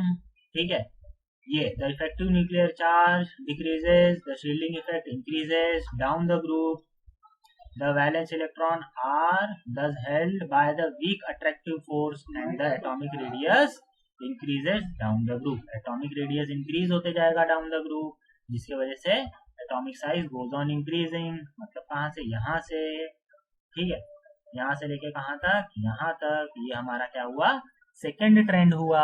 Second trend क्या था, when we move from top to bottom in a periodic table, the atomic size goes on increasing. Why goes on increasing? Because the effective nuclear charge decreases and shielding effect goes on increasing. Hence, the valence electron means the outermost electron, the electron which is held, or the electron which is situated in the last subshell of an atom is felt that the nuclear charges goes on decreasing and the attractive forces goes on decreasing. That's why the radius goes on increasing. Okay, that is the only simple reason. Okay, now the ionic radius. ionic radius क्या होता है हमारा, ionic radius क्या होता है हमारा? ठीक है, आयन, इसको छोड़ो, रेडियस छोड़ो, आयन बताओ क्या होता है। आयन बताए, अरे गधे आयन मतलब लोहा नहीं होता, आयरन होता है। आयरन और आयन में दोनों फर्क है, स्पेलिंग अलग है। आयरन की स्पेलिंग अलग होती है और आयन की स्पेलिंग अलग होती है। IONIC या आयनिक या आयन बोलो। आयन मतलब क्या होता है, कौन सा भी ऐसा एलिमेंट या कौन सा भी ऐसा एटम जिसके ऊपर प्लस चार्ज है या कोई माइनस चार्ज, ठीक है, कौन सा भी एलिमेंट जिसके ऊपर कोई प्लस चार्ज है या कोई माइनस चार्ज, ठीक है। फॉर एग्जांपल मैग्नीशियम ले लूँ मैं, Mg, हाँ, Mg के ऊपर प्लस चार्ज है, मतलब क्या हुआ, Mg का एटम है और उसके ऊपर प्लस चार्ज है, मतलब क्या हुआ, इस बेचारे Mg से एक इलेक्ट्रॉन छीन लिया गया, तभी उसके ऊपर कौन सा चार्ज आ गया, प्लस चार्ज आ गया, ठीक है। अभी देखो तुम लोगों को पता है atom as a whole balance होता है, एटम के अंदर कोई चार्ज होता है क्या, बेचारा एटम, भले वो Mg का ले लूँ या कौन सा भी ले लूँ, कौन सा भी एटम के अंदर कोई चार्ज होता है क्या, चार्ज ओवरऑल क्या होता है, न्यूट्रल होता है एटम, जितने नंबर ऑफ प्रोटॉन होते हैं उतने नंबर ऑफ इलेक्ट्रॉन होते हैं, तो atom as a whole neutral होता है। पर मैं उसका जो बाहरी कक्षा के अंदर घूम रहा इलेक्ट्रॉन है, जो उसके एकदम आउटर मोस्ट घूम रहा है, ठीक है, एकदम बाहर बाहर घूम रहा है, मैं क्या करूं, मैं उस इलेक्ट्रॉन को बाहर निकाल लूं, हट निकल बाहर, भले उसको गर्म करके बाहर निकालूं या कुछ भी करके रगड़ के बाहर निकालूं, केमिकली बाहर निकालूं, कुछ भी करके मैंने वो इलेक्ट्रॉन बाहर निकाल लिया। अब एटम जो रहेगा, अब मैग्नीशियम जो रहेगा, अब क्या वो न्यूट्रल होगा, चार्ज से न्यूट्रल होगा क्या, मैंने इलेक्ट्रॉन निकाला, मैंने क्या किया है, मैंने इलेक्ट्रॉन निकाल लिया है, इलेक्ट्रॉन निकालने की वजह से उसका जो प्रोटॉन है, उस प्रोटॉन को मैंने छेड़ा क्या, प्रोटॉन में से एक पॉजिटिव चार्ज बाहर निकाला क्या मैंने, प्रोटॉन में तो जितना चार्ज था पहले, अगर 29 चार्ज है तो प्रोटॉन के अंदर 29 चार्ज तो रहेगा, पर 29 इलेक्ट्रॉन रहेगा क्या, नहीं, 29 इलेक्ट्रॉन नहीं रहेगा, इलेक्ट्रॉन तो कितना रहेगा, सिर्फ और सिर्फ 28, क्योंकि एक इलेक्ट्रॉन तो मैंने निकाल दिया है ना। तो अब इसके ऊपर क्या हो जाएगा, ओवरऑल चार्ज पॉजिटिव हो जाएगा पूरे एटम का, आया ना, समझ में आ रही मेरी बात। अगर मैं किसी भी एटम का जबरदस्ती बाहर का एक इलेक्ट्रॉन निकाल दूं तो अब क्या हो जाएगा, वो पॉजिटिवली चार्ज हो जाएगा, या अगर मैं जबरदस्ती डाल दूं तो नेगेटिवली चार्ज हो जाएगा, क्योंकि पहले उसके पास बेचारे के पास 29 इलेक्ट्रॉन थे, 29 प्रोटॉन थे, न्यूट्रल था, पर एक इलेक्ट्रॉन ज्यादा आ गया, 30, अब 30 इलेक्ट्रॉन हो गए और 29 प्रोटॉन हो गए, तो चार्ज बढ़ गया। और तुम लोगों को पता है प्रोटॉन और इलेक्ट्रॉन का चार्ज क्या होता है, इक्वल पर अपोजिट, है ना, याद है ना, प्रोटॉन और इलेक्ट्रॉन का चार्ज क्या होता है, इक्वल होता है बट अपोजिट होता है ना। तो अगर एक भी इलेक्ट्रॉन बढ़ जाएगा तो ओवरऑल एटम नेगेटिव हो जाएगा, और एक इलेक्ट्रॉन निकल गया तो ओवरऑल एटम पॉजिटिव हो जाएगा, है ना। तो अगर मैं पॉजिटिवली चार्ज आयन लूं, ठीक है, वैसे मेरे को आयन पढ़ाने की जरूरत नहीं है, तुम लोग ने बचपन से पढ़ा हुआ है,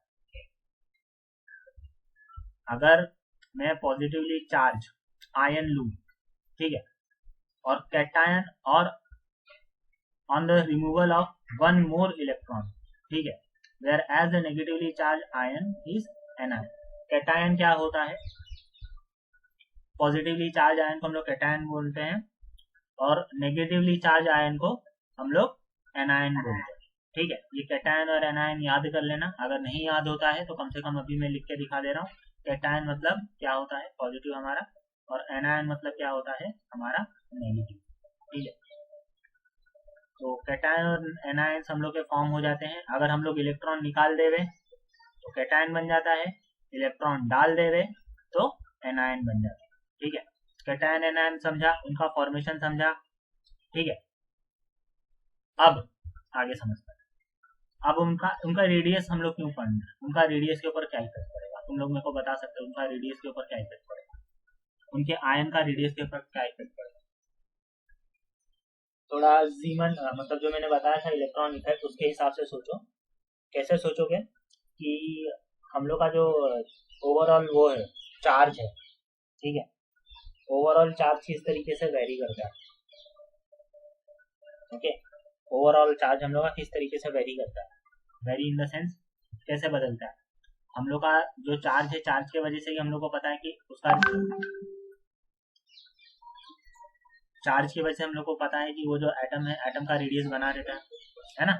अगर मैं चार्ज कम ज्यादा करूं तो उसकी वजह से एटम का रेडियस भी कम ज्यादा होगा, है ना। अगर मैं एक इलेक्ट्रॉन निकालता हूं, ठीक है, अगर मैं एक इलेक्ट्रॉन निकालता हूं किसी एटम में से, तो क्या हो जाएगा, पॉजिटिव चार्ज बढ़ जाएगा और नेगेटिव चार्ज कम हो जाएगा, तो जो इलेक्ट्रॉन है वो टाइटली बॉन्ड हो जाएंगे, है ना, क्योंकि पॉजिटिव चार्ज बढ़ गया है तो इलेक्ट्रॉन को टाइटली बॉन्ड हो जाएंगे, टाइटली बॉन्ड हो जाएंगे, जिसका मतलब क्या हो जाएगा कि जो अंदर के इलेक्ट्रॉन है वो प्रोटॉन के और करीब आ जाएंगे, तो ओवरऑल क्या हो जाएगा, उसकी साइज जो हो जाएगी छोटी हो जाएगी, है ना। मेजरमेंट क्या हो जाएगी उसकी, छोटी हो जाएगी। जबकि अगर मैं एक इलेक्ट्रॉन डाल दूं तो अब नेगेटिव चार्ज बढ़ गया, हाँ या ना, ओवरऑल नेगेटिव चार्ज बढ़ गया। और ऊपर से मैंने जो इलेक्ट्रॉन डाला वो बाहर के शेल में डाला हूँ, अंदर के शेल में तो डाल नहीं सकता मैं इलेक्ट्रॉन, बोलूंगा ये इलेक्ट्रॉन लो बाकी थोड़ा थोड़ा हट जाओ, मेरे को अंदर डालना है, ऐसा तो होगा नहीं। इलेक्ट्रॉन जाएगा तो सिर्फ बाहरी कक्ष में जाएगा, तो उसकी वजह से क्या हो जाएगा, रेडियस का, आयन का जो रेडियस है वो बढ़ जाएगा, है ना। तो हमेशा एनायन का जो रेडियस है वो ज्यादा होता है उसके पेरेंट एटम से। जो मैं बात बोल रहा हूँ नोट कर लो, ऑलवेज, हमेशा जो एनायन बनता है उसका पेरेंट एटम मतलब समझ लो मैग्नीशियम था, मैग्नीशियम का एक इलेक्ट्रॉन निकाल लिया तो कैटायन बन गया, मैग्नीशियम का कैटायन बन गया, ठीक है। तो मैग्नीशियम से, मैग्नीशियम आयन से, मैग्नीशियम आयन को मैं मैग्नीशियम को बोलूंगा वो पेरेंट एटम है, मैग्नीशियम क्या है, पेरेंट एटम। और ये जो है किसका पेरेंट एटम है, इस आयन का, इस पॉजिटिवली फॉर्म्ड आयन का ये पेरेंट एटम। पेरेंट एटम का भी रेडियस होगा, है ना। तो पेरेंट एटम के रेडियस से हमेशा छोटा होता है। देखो मैंने mg ये वाला बड़ा ड्रॉ किया है, ये वाला mg छोटा ड्रॉ किया है, क्यों, क्योंकि ये बड़ा होता है और ये छोटा होता है, इसको हम लोग पेरेंट एटम बोलते हैं, ठीक है। इसको हम लोग क्या बोलते हैं, पेरेंट एटम, ठीक है। तो पेरेंट एटम से हमेशा छोटा होता है। कौन छोटा होता है, cation, cation always have smaller size than its parent atom, whereas anion, anion मतलब negatively charge, always have larger और greater radius than its parent atom, ठीक है। अगर मैग्नीशियम के अंदर अगर एक और इलेक्ट्रॉन डाल दूं तो वो क्या हो जाएगा, बहुत ज्यादा बड़ा हो जाएगा, ठीक है। तो ये मैग्नीशियम है वापस से ही, पर अभी क्या है इसके ऊपर नेगेटिव चार्ज है, क्या है, नेगेटिव चार्ज है, मतलब वो कौन सा है, वो एनायन बन चुका है, समझ रहे हो मेरी बात, ठीक है। अभी चलो मैं देखो वो जो मैं बोल रहा हूँ वो सच में किताब में लिखा हुआ है कि मैं ख्याली पुलाव बना रहा हूँ, देखते हैं। ये देखो, okay, the ionic radius shows the same tendency as far as atomic radius. जैसे हम लोग का एटॉमिक रेडियस होता है वैसे ही आयनिक रेडियस भी हम लोग की टेंडेंसी शो करते हैं। A cation is a smaller than the atom, जो कैटायन होता है वो हमेशा छोटा होता है, कैटायन मतलब वही पॉजिटिव, है ना, पॉजिटिव चार्ज वाला जो होता है हमेशा छोटा होता है, किससे, अपने पेरेंट एटम से। पेरेंट एटम मतलब जिससे वो बना है, ये पेरेंट एटम इधर बोला नहीं, इन लोग ने मान के चला है कि तुमको पता होगा। For which the formation is because of the contraction, fewer electrons in the atom, atom के अंदर नंबर ऑफ इलेक्ट्रॉन काफी कम होते हैं। न्यूक्लियर चार्ज क्या होता है, बढ़ा हुआ होता है। As a result the shielding effect is less, उसके वजह से क्या हो जाता है, शील्डिंग इफेक्ट जो है ओवरऑल कम हो जाता है, और इफेक्टिव न्यूक्लियर चार्ज जो है हम लोग का वो बढ़ जाता है, और इफेक्टिव न्यूक्लियर चार्ज बढ़ने की वजह से हम लोग का कॉन्ट्रैक्शन होता है। कैटायन के अंदर क्या होता है, कॉन्ट्रैक्शन, एक्चुअली देखा जाए तो बेचारा सिकुड़ जाता है, ठीक है। अब एनायन को देख लेते हैं, एनायन इधर लिखा है, an anion has a larger radius, a larger radius, ठीक है। वो हमेशा क्या होता है, उसको रेडियस उसका बड़ा होता है, corresponding to their atom, corresponding atom से उनका बड़ा होता है। क्यों बड़ा होता है, इधर वापस है वही, द एडिशनल इलेक्ट्रॉन, एडिशनल मतलब एक्स्ट्रा आया हुआ है, वो एटम का तो था नहीं, हमने एक्स्ट्रा जबरदस्ती उसको डाला है उसमें, तो additional electron increase the electron repulsion. हाँ अभी देखो क्या होगा, ये वाला जो बाहर के अंदर जो पहले से जो इसके अंदर इलेक्ट्रॉन थे यहाँ मैग्नीशियम के क्लाउड में, उन लोग तो इसको रिपेल करेंगे ना, क्योंकि ये भी नेगेटिव चार्ज ही है ना, ये जो इलेक्ट्रॉन है ये भी नेगेटिवली चार्ज ही है, तो नेगेटिव नेगेटिव चार्ज के बीच में रिपल्शन होगा, तो रिपल्शन की वजह से क्या हो जाता है, न्यूक्लियर चार्ज उसकी वजह से और कम हो जाता है, उसकी वजह से हम लोग का जो न्यूक्लियर चार्ज है और कम हो जाता है, ठीक है। क्यों, अब वो जो बाहर का इलेक्ट्रॉन आया है उसके ऊपर तो पूरा की पूरा एटम एज अ उसको ढकेल रहा है ना, एटम के साथ वो चार्ज बना रहा है, मतलब बॉन्ड में जो घूम रहा है इलेक्ट्रॉन उसके ऊपर पूरा की पूरा एटम का चार्ज है ना। अंदर के पहले तो पूरे इलेक्ट्रॉन और बाहर एक जबरदस्ती उसको डाल दिया गया इलेक्ट्रॉन वो, तो उसके वजह से क्या होता है, उसका ओवरऑल साइज जो क्या हो जाता है बेचारे का, बढ़ जाता है, ओवरऑल साइज गेट इंक्रीज हो जाता है। तो isoelectronic space, isoelectronic space इसको क्या बोलते हैं? Some atom has ionic contain some of the number of electron are called as isoelectronic space. isoelectronic species क्या होती है? ऐसी इलेक्ट्रॉनिक स्पीसीज जिनका देखा जाए तो होती हुई लोग डिफरेंट है, पर उनका जो चार्ज और रेडियस है वो सेम होता है। ठीक है, ठीक है, उनका चार्ज और रेडियस जो है वो सेम होता है, तो हम लोग उसको आइसो इलेक्ट्रॉनिक स्पीसीज बोलते हैं। वो दिखने में काफी सिमिलर होती है। ठीक है, सिमिलर कैसे होती है? फॉर एग्जाम्पल उनका इसको एक बार पढ़ लेते हैं। Some of the atomic the actual nuclear charge of isoelectronic species is however different. ठीक है, the radius of isoelectronic species are varying according to natural actual nuclear size, the large number of charge extract the electron and the radius of that isoelectronic species become smaller. For example, Fe plus or Na plus both have 10 electrons. Their radius are 133 pm and 98 pm respectively. Okay, ठीक है। कुछ चीजें हैं जो very करती हैं।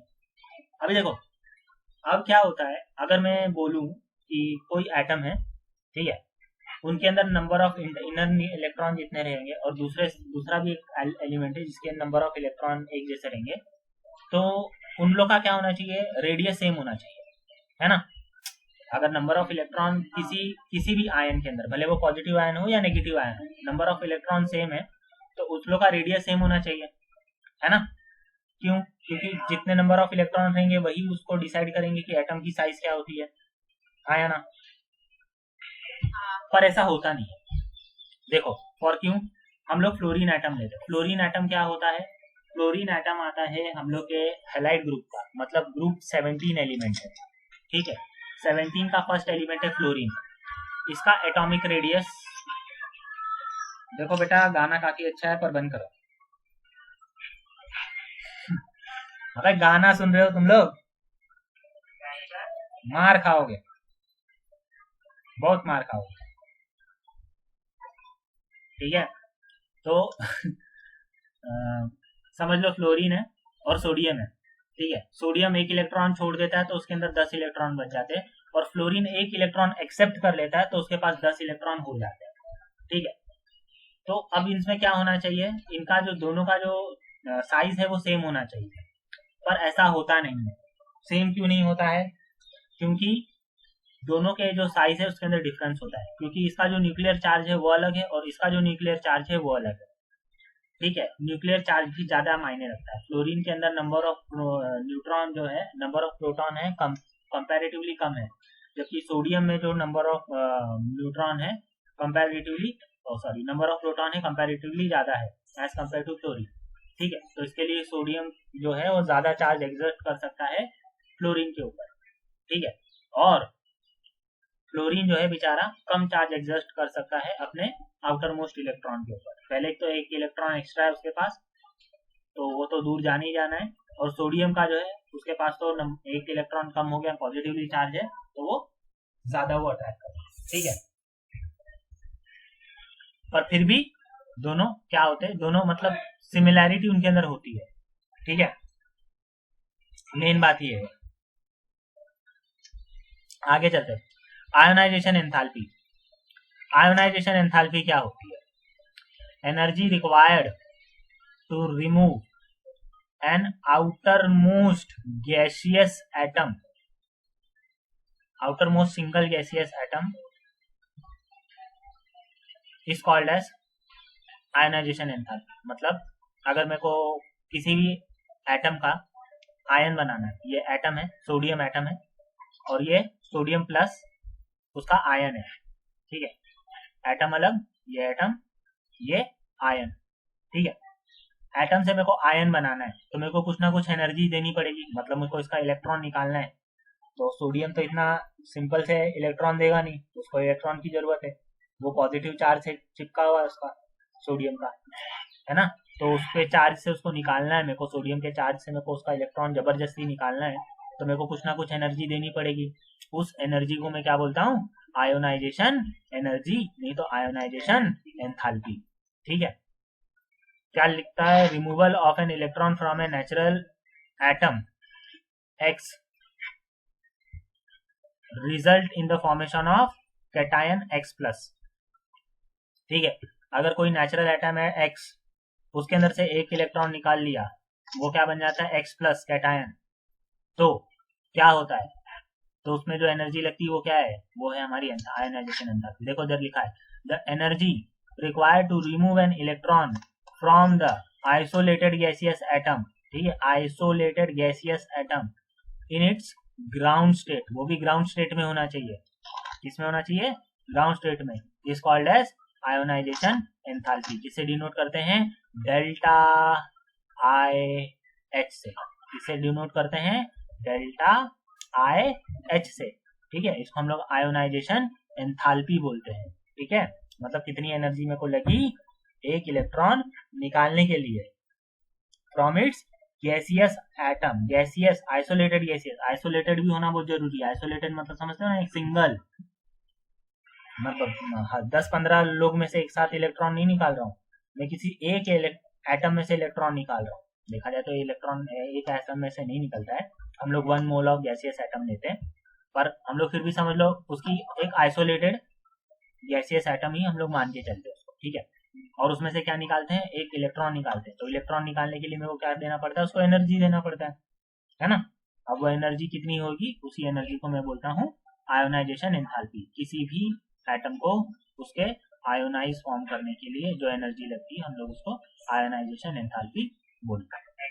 ठीक है, अब देखो आयोनाइजेशन एंथैल्पी क्या है, ये क्वांटिटेटिव मेजर है। ठीक है, ये क्या है, quantitative measure of a tendency of an element. किसी एलिमेंट की क्वांटिटेटिव टेंडेंसी मेजरमेंट है। इसको हम लोग जनरली किस में मेजर करते हैं, किलो जूल पर मोल में। देखा, मैंने बोला था किसी एक एटम का मैं फाइंड नहीं करूंगा, पूरा एक मोल का फाइंड करूंगा। तो मैं 1 मोल ऑफ आइसोलेटेड गैसेस लूंगा और फिर उसमें से देखूंगा कि कितना मतलब मेरे को निकलता है। ठीक है, किलो जूल पर मोल। तो एनर्जी जो है किलो जूल में लगती है। एनर्जी किस में लगती है, किलो जूल। ऐसा नहीं कि सिर्फ 1-2 जूल के अंदर काम हो जाता, पूरा 1 kilo joule, 2 kilo joule, 15 kilo joule, उतनी सारी एनर्जी लग जाती है मेरे को एक इलेक्ट्रॉन निकालने के लिए। ठीक है, since the electron are lost one at a time, हम लोग सिर्फ एक ही इलेक्ट्रॉन को हम लोग निकाल सकते हैं एक बार में।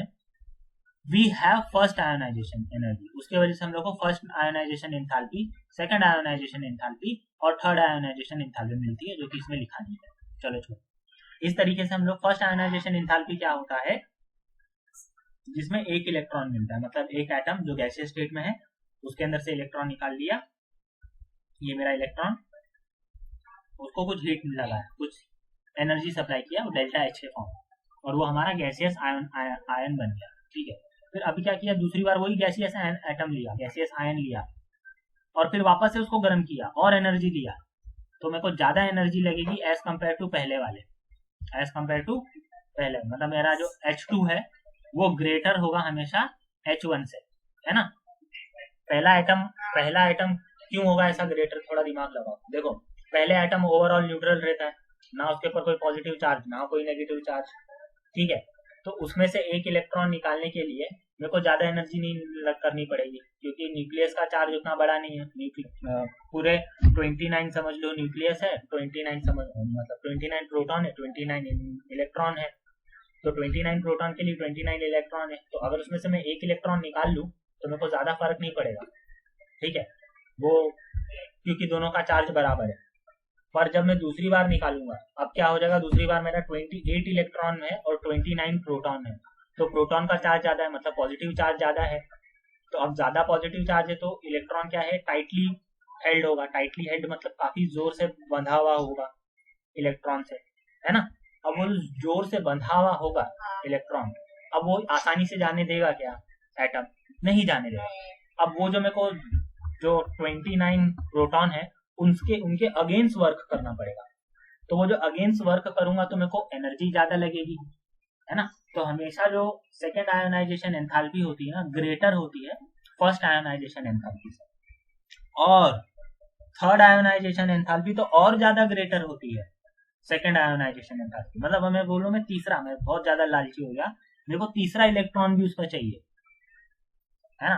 कोई समझ लो तुम्हारे पास 400 रुपए है, 100 की तुम्हारे पास 4 नोट है, किसी एक इंसान ने आके तुमसे 100 की नोट छीन ली, ठीक है, तुम 300 नोट और बचा के रखोगे, हाँ या ना, बचा के रखोगे ना, कि कोई आके दूसरा नहीं छीन ले।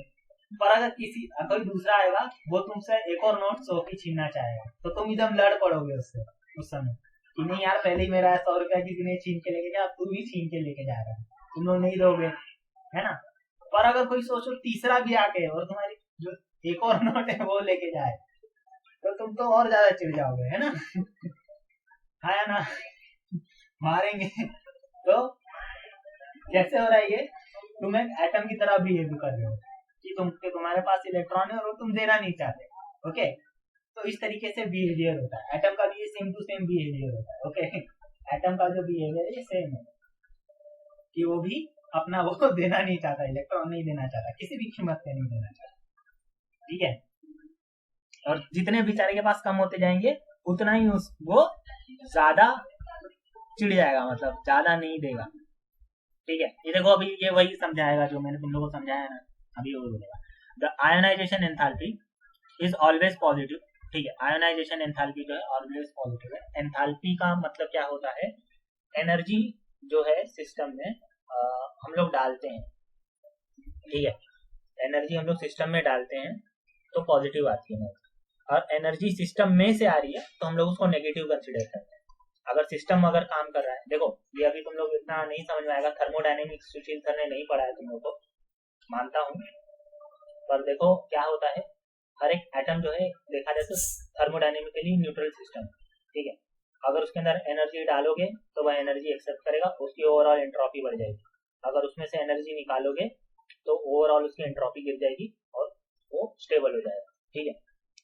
हाल फिलहाल जो मैं बोल रहा हूँ तुम लोग कुछ नहीं समझेगा, मैं मानता हूँ, पर इतना मान लो कि आयोनाइजेशन एंथैल्पी हमेशा पॉजिटिव होती है, ठीक है। पॉजिटिव क्यों होती है, क्योंकि हम लोग को उसको एनर्जी सप्लाई करनी पड़ती है, ओके, इतना याद रखो।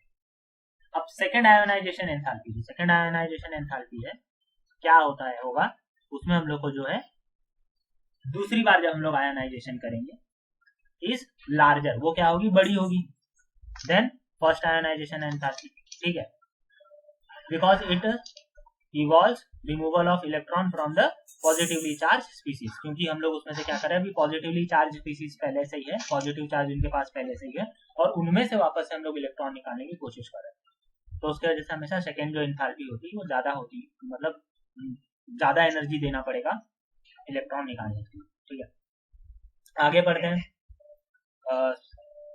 ये हम लोग को टेबल बताएगा, आयोनाइजेशन एंथैल्पी डिक्रीजेस, ठीक है। Ionisation enthalpy, first ionization enthalpy का हम लोग टेबल देखेंगे कि वो किस तरीके से बदलती है when moving up to down, जब हम ऊपर से नीचे जाते हैं किसी पीरियड के अंदर, तो किस तरीके से हम लोग को इफेक्ट देखने मिलता है, और क्यों होता है, तो इफेक्टिव न्यूक्लियर चार्ज की वजह से, क्योंकि इफेक्टिव न्यूक्लियर चार्ज क्या होता है, डिक्रीज होने लगता है डाउन द ग्रुप, मैंने देखो बताया था, इफेक्टिव न्यूक्लियर चार्ज बढ़ते जाता है, क्यों, जैसे शेल ऐड होते जाएंगे तो इफेक्टिव न्यूक्लियर चार्ज कम होते जाएगा, इफेक्टिव न्यूक्लियर चार्ज कम होते जाएगा तो जो हम लोग का एटम का रेडियस बढ़ते जाएगा, उसके वजह से अगर इफेक्टिव न्यूक्लियर चार्ज कम होगा तो उसके वजह से क्या हो जाएगा, हम लोग का आयोनाइजेशन एनर्जी भी क्या होने लगनी चाहिए, कम कम लगनी चाहिए। और देखो इधर एग्जांपल ये है, फर्स्ट आयोनाइजेशन एनर्जी मिली हुई है किसकी, lithium, beryllium, boron, carbon, nitrogen, oxygen, chlorine की मिली हुई है। अभी देखो ये जो मिली हुई ना, ये लेफ्ट टू राइट जा रहे हैं, इसको मत देखो, टॉप टू बॉटम जा रहे हैं, ये देखो, ये है first ionization energy of element group 1, मतलब वही lithium, sodium, potassium, rubidium, caesium, ठीक है। इधर एच नहीं है, छोड़ दो। लिथियम की देख लेते हैं, लिथियम की 1s2s1 के अंदर से एक इलेक्ट्रॉन जाएगा, कितनी एनर्जी लगी, 520। सोडियम के लिए फर्स्ट आयोनाइजेशन एनर्जी कितनी लगी, 496। पोटेशियम के लिए कितनी लगी, 419। रुबिडियम के अंदर कितनी लगी, 430। सीजियम के अंदर कितनी लगी, 337, ठीक है। अब देखो जैसे तुम लोग नीचे जाते जाते हो ना, नंबर ऑफ इलेक्ट्रॉन बढ़ते जाते हैं, है ना, नंबर ऑफ इलेक्ट्रॉन बढ़ते जाते हैं। अभी समझ लो, अभी वही तो तुम्हारा 50 रुपए वाली नोट था ना, अभी उसको हम लोग बढ़ा देते हैं, ठीक है। मान लो तुम्हारे पास तुम लाखों पति हो, करोड़ों पति हो, मतलब धीरू भाई अंबानी के बाद तुम्हारे पास ही पैसा है इंडिया, इतना पैसे वाला, ठीक है। अब तुमसे आके कोई 100 रुपए की नोट छीनना चाहेगा, क्या तुम लोग झगड़ा करोगे उससे? बोलेगा तू लेके जा, तू 100 क्या तू 200 लेके जा, है ना। तो ये जो सीजियम रूबिडियम जो है, ये इनके पास इलेक्ट्रॉन बहुत है, इनके पास इलेक्ट्रॉन बहुत है। इन लोग टेंशन ही नहीं करते, बोलते भाई तू लेके जा, एक चाहिए 2 लेके जा। नहीं छीने की, जब इन लोग खुद दे रहे, देखो बहुत कम एनर्जी लग रही है, 370 जूल लग रही, किलो जूल पर मोल। पर मोल एटम मतलब समझते हो, 6.6 इंटू 10⁻24 एटम, मतलब इतने करोड़ों खरबों एटम में से मेरे को इलेक्ट्रॉन निकालने के लिए मात्र 370 किलो जूल लग रही है, बहुत कम एनर्जी है। और एटम देखा जाए तो अरबों खरबों एटम है, पता है? 1 मोल के अंदर कितने नंबर ऑफ एटम होते हैं पता है ना? बताओ तुम लोग, कितने मोल ऑफ एटम, कितने नंबर ऑफ एटम होते हैं 1 मोल में? कांस्टेंट याद नहीं है तुमने? कितना? वापस से बोल।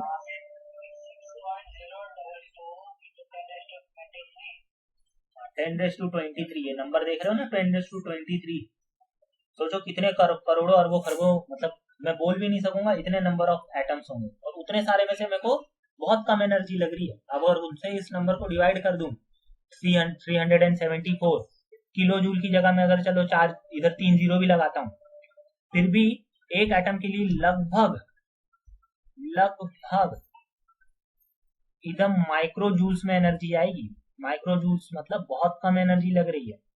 अगर इतने पूरे को मैं 10 अपॉन से डिवाइड करूं, 10⁻24 के साथ डिवाइड करूं, तो कितना हो जाएगा?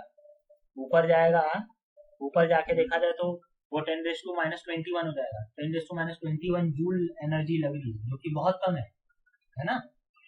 तो इतनी कम एनर्जी है, क्यों? क्योंकि ये काफी इलेक्ट्रॉन रिच है। और दूसरा इनके पास जो है इलेक्ट्रॉन बहुत ज्यादा है, और इनके पास जो इफेक्टिव न्यूक्लियर चार्ज है कम होते जाएगा।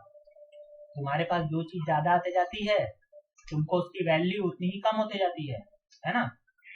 ये तुम्हारी जिंदगी का एक सच है, ये एटॉमिक लेवल का भी एक सच ही है, कि जितना तुम जो चीज तुम्हारे पास अबंडेंट होगा, उसकी तुम वैल्यू नहीं करोगे। अगर तुम्हारे पास पैसा बहुत ज्यादा होगा तो तुम पैसे की वैल्यू नहीं करोगे, तुम्हारे पास ज्ञान बहुत ज्यादा होगा, तुम ज्ञान की वैल्यू नहीं करोगे। ठीक है, ऐसा तो हो सकता है, ऐसा हो सकता है। अगर तुम्हारे पास बहुत सारी कमोडिटी ज्यादा है, समझ लो तुम्हारे पास मोबाइल बहुत ज्यादा है, तो तुम्हारे को मोबाइल की इज्जत नहीं है। तुम्हारे पास कंप्यूटर बहुत ज्यादा है, तो कंप्यूटर की इज्जत नहीं रहेगी। तुम्हारे पास लोग ज्यादा रहे, मतलब बहुत सारे लोगों के साथ जुड़े हुए, तो तुमको लोगों की वैल्यू नहीं देगी। ठीक है, होता है। ठीक है, कोई बात नहीं, चलो मैं रियलिटी समझाने की कोशिश कर रहा हूँ, आगे चलते हैं। पर ये समझाना कि ऐसा क्यों हो रहा है, शील्डिंग इफेक्ट की वजह से हो रहा है। ठीक है, आगे देखते हैं। An overall increase in first ionization enthalpy across a period 2। ठीक है, ओवरऑल इंक्रीज इन एंथैल्पी होती है जब हम लोग पीरियड के अक्रॉस जाते हैं। ठीक है, हम लोग उसको नोटिस कर सकते हैं। ठीक है, तो because of the screening some of the effective nuclear charge increases across the period, हम लोग को जो अक्रॉस द पीरियड है वो देखने मिलेगा। अभी देखो, ये जो सेकंड पीरियड की बात कर रहा है, इधर बात कर रहा है इसकी।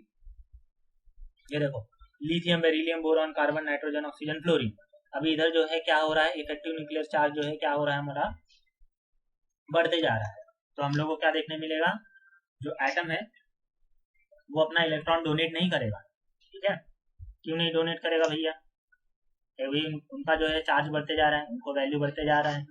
ठीक है, उनको चाहिए कि भाई मेरे पास इलेक्ट्रॉन जो है नहीं मतलब एकदम बहुत ज्यादा आना चाहिए, कम नहीं आना चाहिए। ज्यादा आएगा तो ही प्रॉफिट है, ज्यादा आएगा तो प्रॉफिट कैसे है?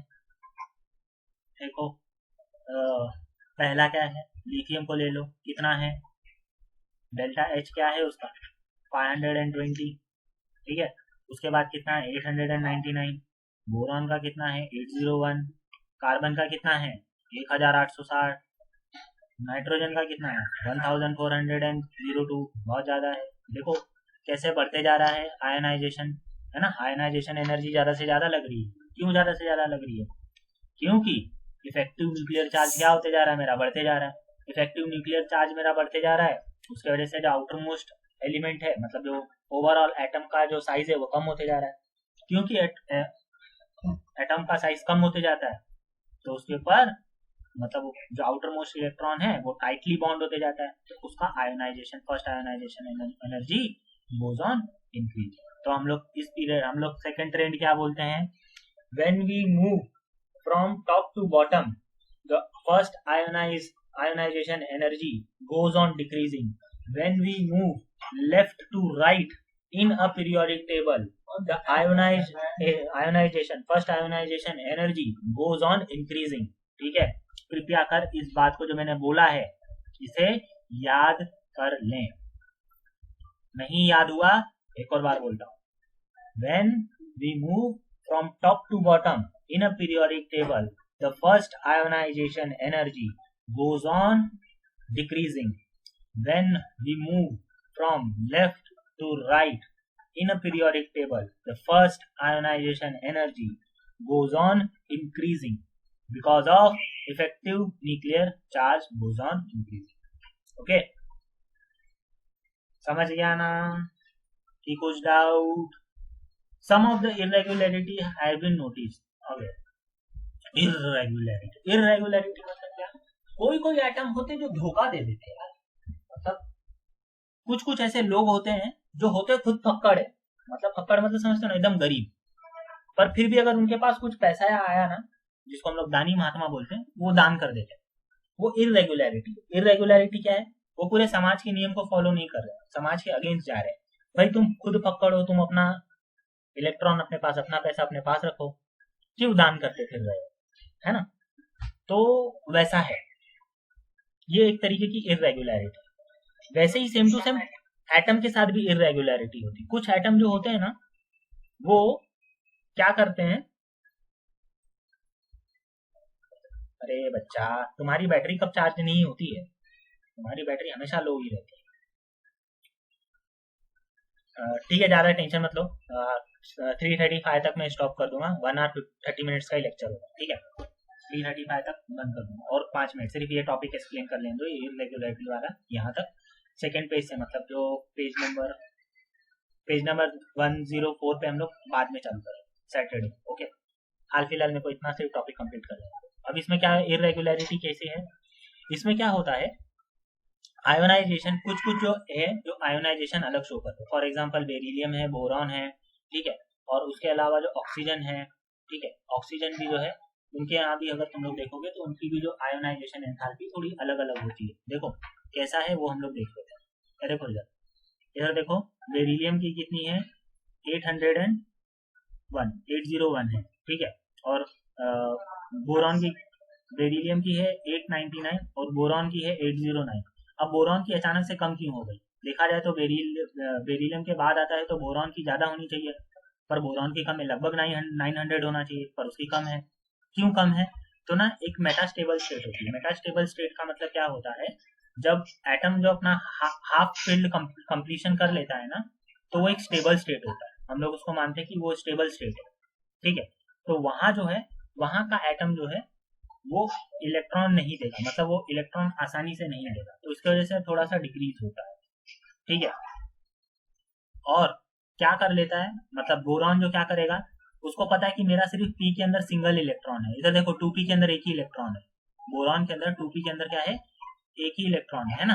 तो एक इलेक्ट्रॉन है ना, वो क्या करता है, बोलता है एक इलेक्ट्रॉन वो भी दूसरे ऑर्बिट में, इसके अच्छा मैं उसको दान दे देता हूँ और मैं अपना एक स्टेबल पॉइंट अचीव कर लेता हूँ जो है 2s2, ठीक है।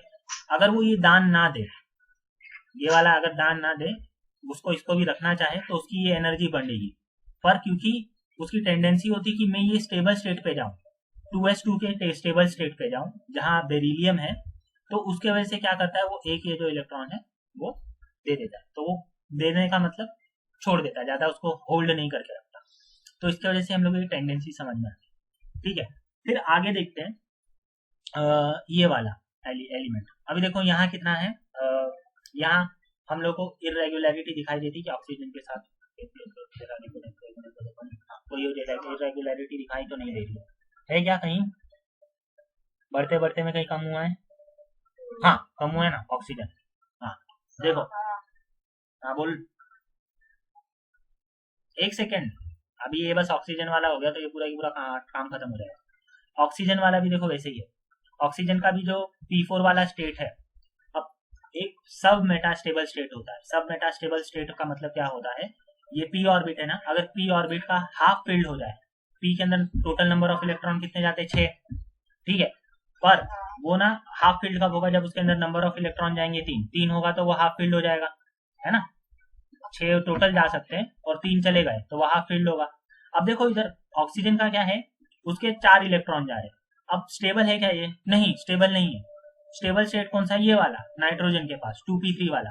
तो ये क्या करता है, एक इलेक्ट्रॉन काफी आसानी से दे देता है। क्यों? अपना स्टेबल स्टेट अचीव करने के लिए। क्या करने के लिए? अपना स्टेबल स्टेट अचीव करने के लिए। बस इसके वजह से ये लोग डोनेट कर। ओके, समझा ना सबको? इसमें कुछ डाउट अभी तक में? पक्का?